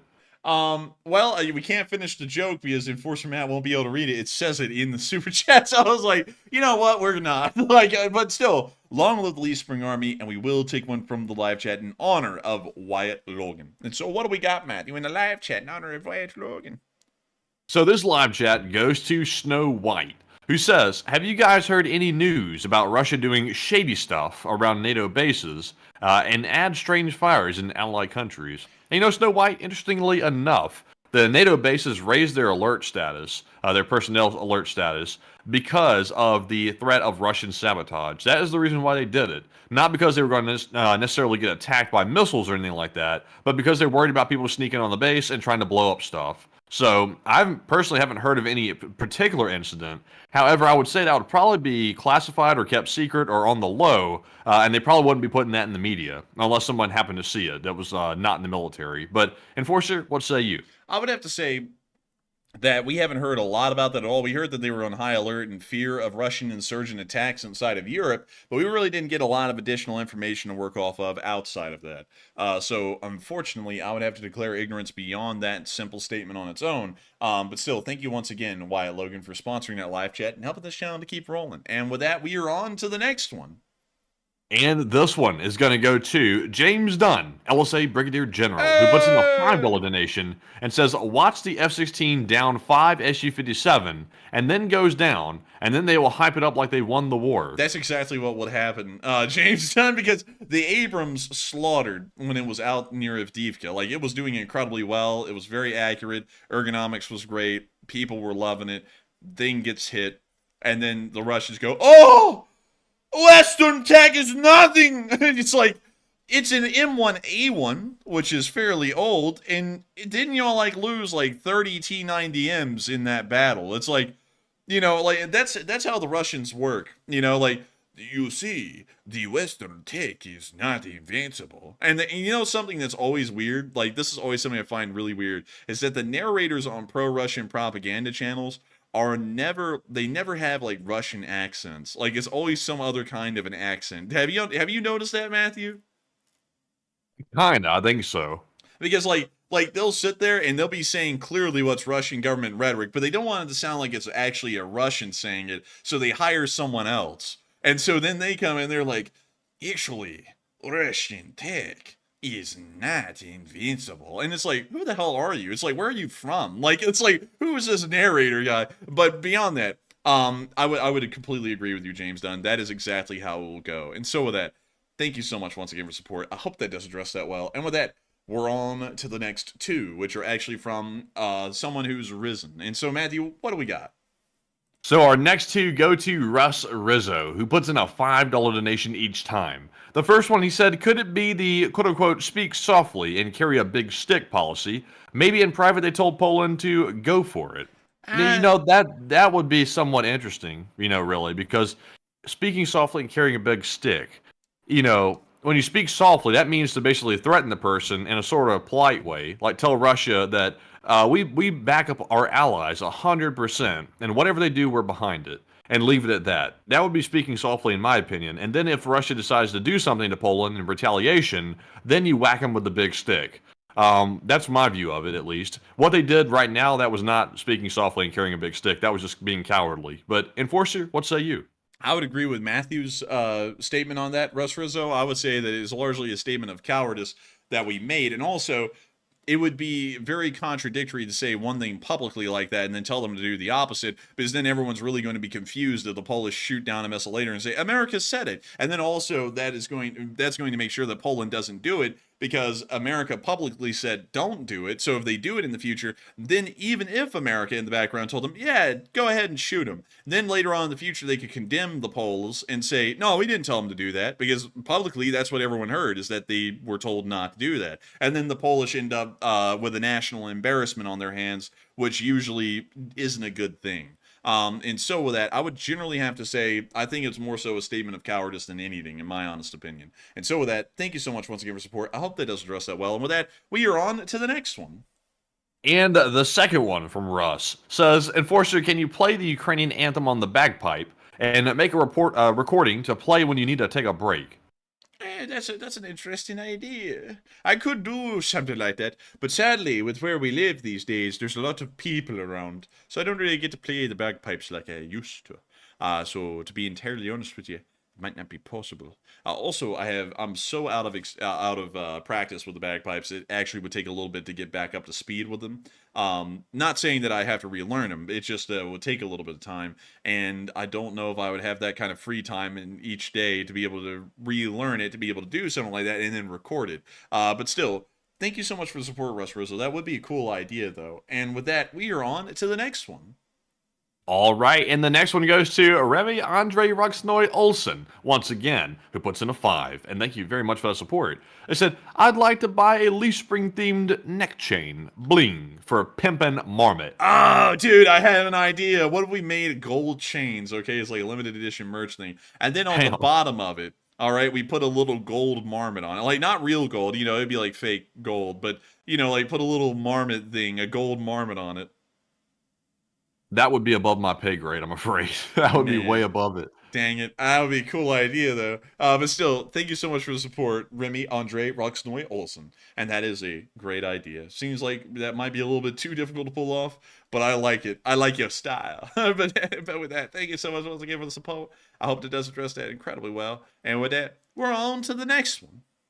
And the next one goes to Marc-Andre Burnett, who puts in a 2 and puts in no comment. But huge shout out to Marc-Andre Burnett for always supporting the channel for a very long time, and we appreciate you very much, Mark. And Enforcer, what say you? And I gotta thank you so much for the support, Marc-Andre Burnett. If it wasn't for folks like you, we wouldn't be able to keep this channel running. And I gotta thank you so much once again. Although you didn't throw in a comment, the support does mean a lot. And so with that, thank you so much once again. I hope that does address that incredibly well.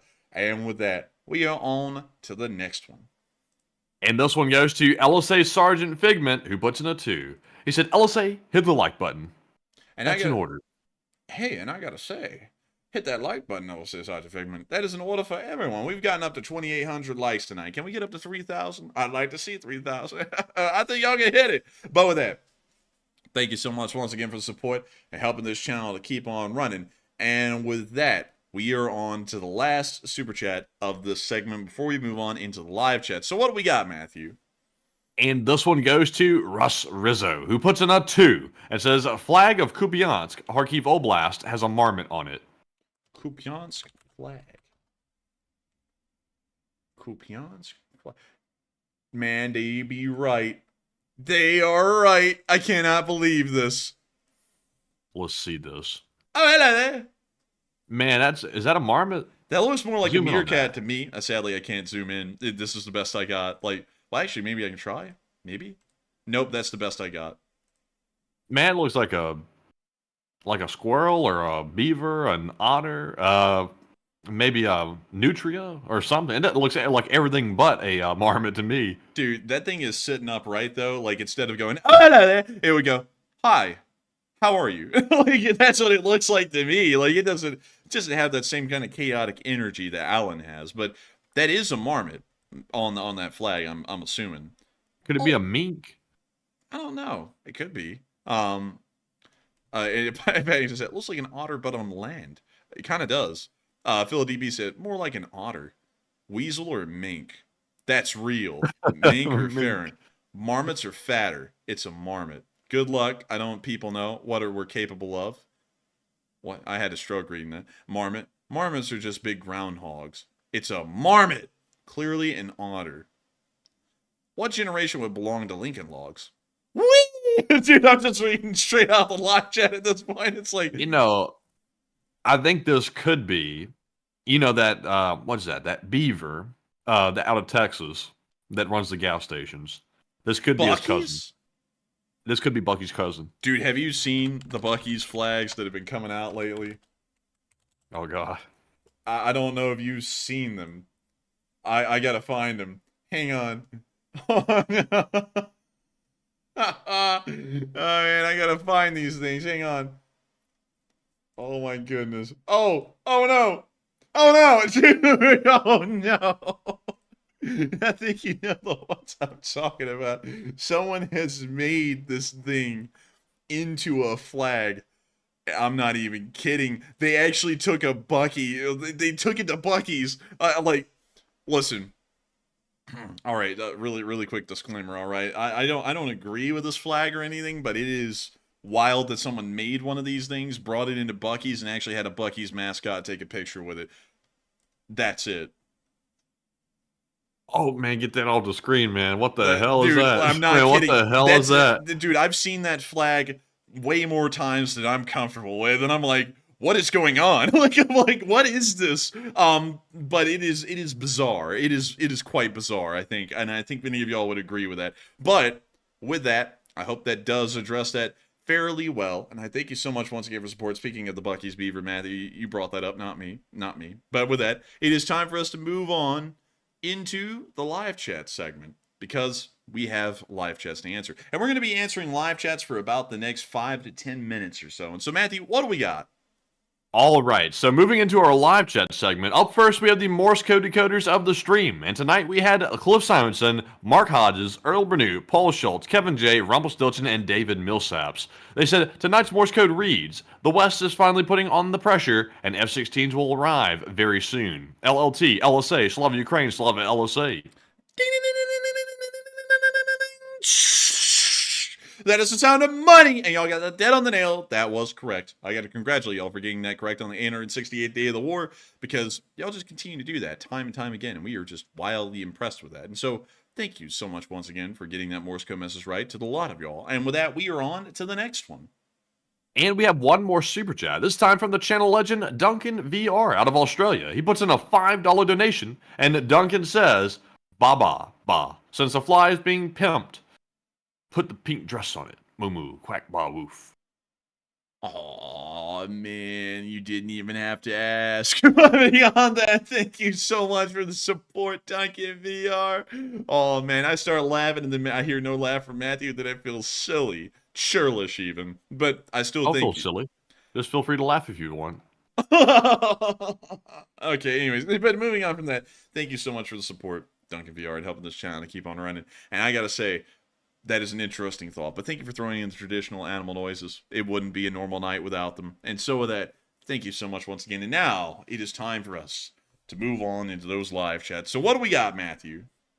And this one goes to AF Kaplan. He says, any idea how much longer in reality it'll be before Russia's economy collapses due to the attacks on oil infrastructure? We are believing around the end of this year or the beginning of next year. And so I hope I answered that fairly well, and we are on to the next one. And this one goes to Jess Sackett, who has a question about the Middle East. They said, are you aware that the Houthis have threatened to attack Saudi Arabia? Actually, they've been doing that for quite some time, and the Saudis have actually obliterated the Houthis multiple times near to the border area. So yes, I do know about that, and that's actually been going on for years now, way longer than really anything we've been doing on air. And so with that, I hope that does address that fairly well. And with that, we are on to the next one. And we have a question from Maurice Fuzz, who says, what do you think Putin's reaction is going to be when he discovers those F-16s are being used by Ukraine? It's probably not going to be that severe, because he's kind of known about this for quite a long time now, but maybe about over a year. So it'll, of course, be anger and frustration, but not really that anything too serious where it'll boil over into like tactical nukes or any major escalation, to be entirely honest. And so with that, I hope that does address that the best I can. And with that, we're on to the next one. And we have a question from James Hubbard, who says, if Poland brings themselves into the war, do you think that NATO will trigger Article 5, or would they just let Poland go ahead with Ukraine and continue backing both countries? I don't think they would trigger Article 5, because Article 5 is about the defense of the alliance from an attack. If Poland's on an offensive and joining a war on their own on someone else's side, that's not an Article 5 sort of an ordeal. So for the large part, I would have to say there would be no Article 5. We would just continue on supporting Ukraine, and Poland would become an active belligerent in the war in Ukraine. And so I hope that does address that fairly well, at least in my opinion. And with that, we are on to the third to last quote, bless you, of the night. Thank you. And this one goes to Michael McMahon, who says, how about the U.S. donating obsolete naval assets to Ukraine to build a strong navy and say some cruisers, destroyers, and CVN? And what do you think about that idea? I don't think that's a bad idea. That's actually what we've generally done in the past, is whenever we have older warships that we don't really want anymore, we just kind of give them off to someone else for them to have a second life. So I would say that there's nothing wrong with that at all, and Ukraine would probably be the country that we would end up doing that with. A lot of people don't know this, but the Belgrano, let's see, let me go here, the Belgrano, the ARA General Belgrano, which is from Argentina, was actually a, let's see, I think it was a Cleveland class. It was a Brooklyn class light cruiser, actually, but nevertheless, it was a Brooklyn class light cruiser, and let me go see if I can find the picture of it sinking. Oh, here it is, actually. Here's the Phoenix at Pearl Harbor. This is what would end up in the future becoming the ARA General Belgrano, seen right here.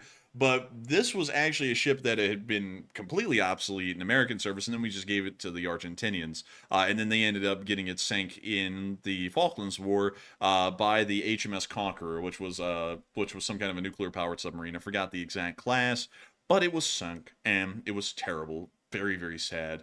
Very, very sad business. But anyways, with that, I hope that does address that the best I can. And with that, we are on to the next one. All right, we actually have a super chat this time. This time we have one from Saxon Soldier 67, who puts in a $10 donation. Huge shout out to Saxon for that support. And they said, how much wood could Matt chuck if Matt could chuck wood? Cult of Matt. And Cult of Matt indeed. Thank you very much for repping the cult. And of course, it's not a real cult, people. It's not a real cult. I know someone out there's going to be like, oh, I don't support cult. It's not a cult. It's just a Cult of Matt. It just is what it is. But also, one question I have here. What does it mean to chuck wood? Has anybody ever asked that question? What does it mean? Like, when they say it could chuck wood, what do they mean by chuck? Pull it up. Pull it up, Jamie. Dude, you heard me tapping away. So let's see. Hey, there's a Quora article on it. It says, what, somebody said, what is a woodchuck? They don't even know what a woodchuck is. And then someone said, and also, what does it mean to chuck wood? What does it mean, though? Throw something carelessly or casually. Give up. AKA yeet that wood. Throw, a dismissal or rejection. He's still wondering why and how Miss T got the chuck. What the hell? Wait a minute, reread that again. Run that back one more time. He's still wondering why and how Miss T got the chuck. I'm not gonna lie, that kind of sounds wrong. Why do you have to make it so sexual? No, I wasn't talking about sexual. I was talking about, like, this sounds wrong. It sounds wrong. She wanted to chuck her job. Man, chuck this. Someone chucked a brick through the window. And I've heard that. But I've never heard someone chucking their job, mother chucker. And I've never heard anyone saying he's still wondering why and how Miss T got the chuck. Like, Miss T got the chuck. Man, she's got it going on. She got the chuck. Like, that's how it sounds like it would be said. Like, I don't know about this word, but that's apparently what it means. That's news to me. That is news to me, man. But I gotta tell you what, if the Matt could chuck the chuck, chuck the chuck wood. the chuck. I don't know how many they would chuck. I don't know. Just enough to throw off the hot dog man a little bit, I guess. But anyways, moving on to our next question here. We have one from Eugene Minton, who says, do you and the Enforcer think there is a potential for Russia to cause that one nuclear reactor complex to cause another Chernobyl to deny Ukraine territory? A lot of people have been saying that, and that's something that's been greatly feared about. But we actually feared about that about a year and a half ago because Budanov said the thing's going to blow, and it's going to blow tomorrow. We're all going to die, and then it never did. So I'll be honest, my belief in that has been greatly diminished because of that.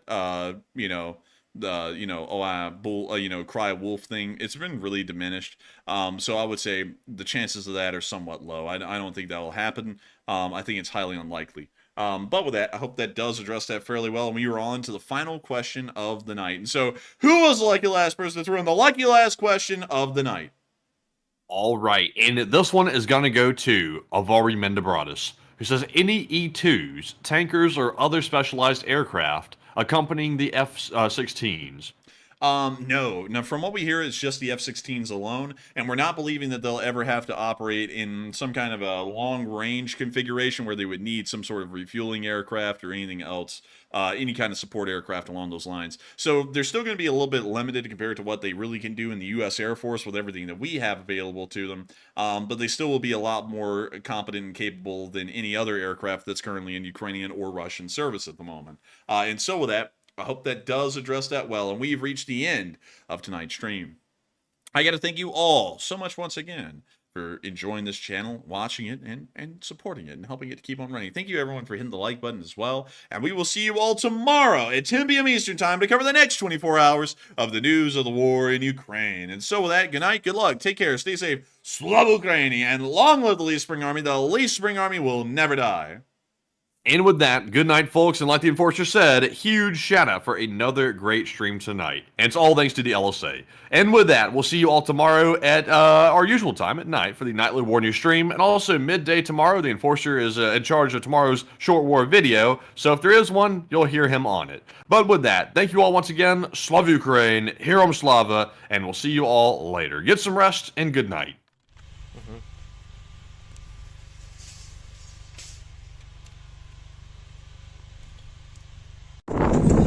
Yes. The Leaf Spring Army sends its regards.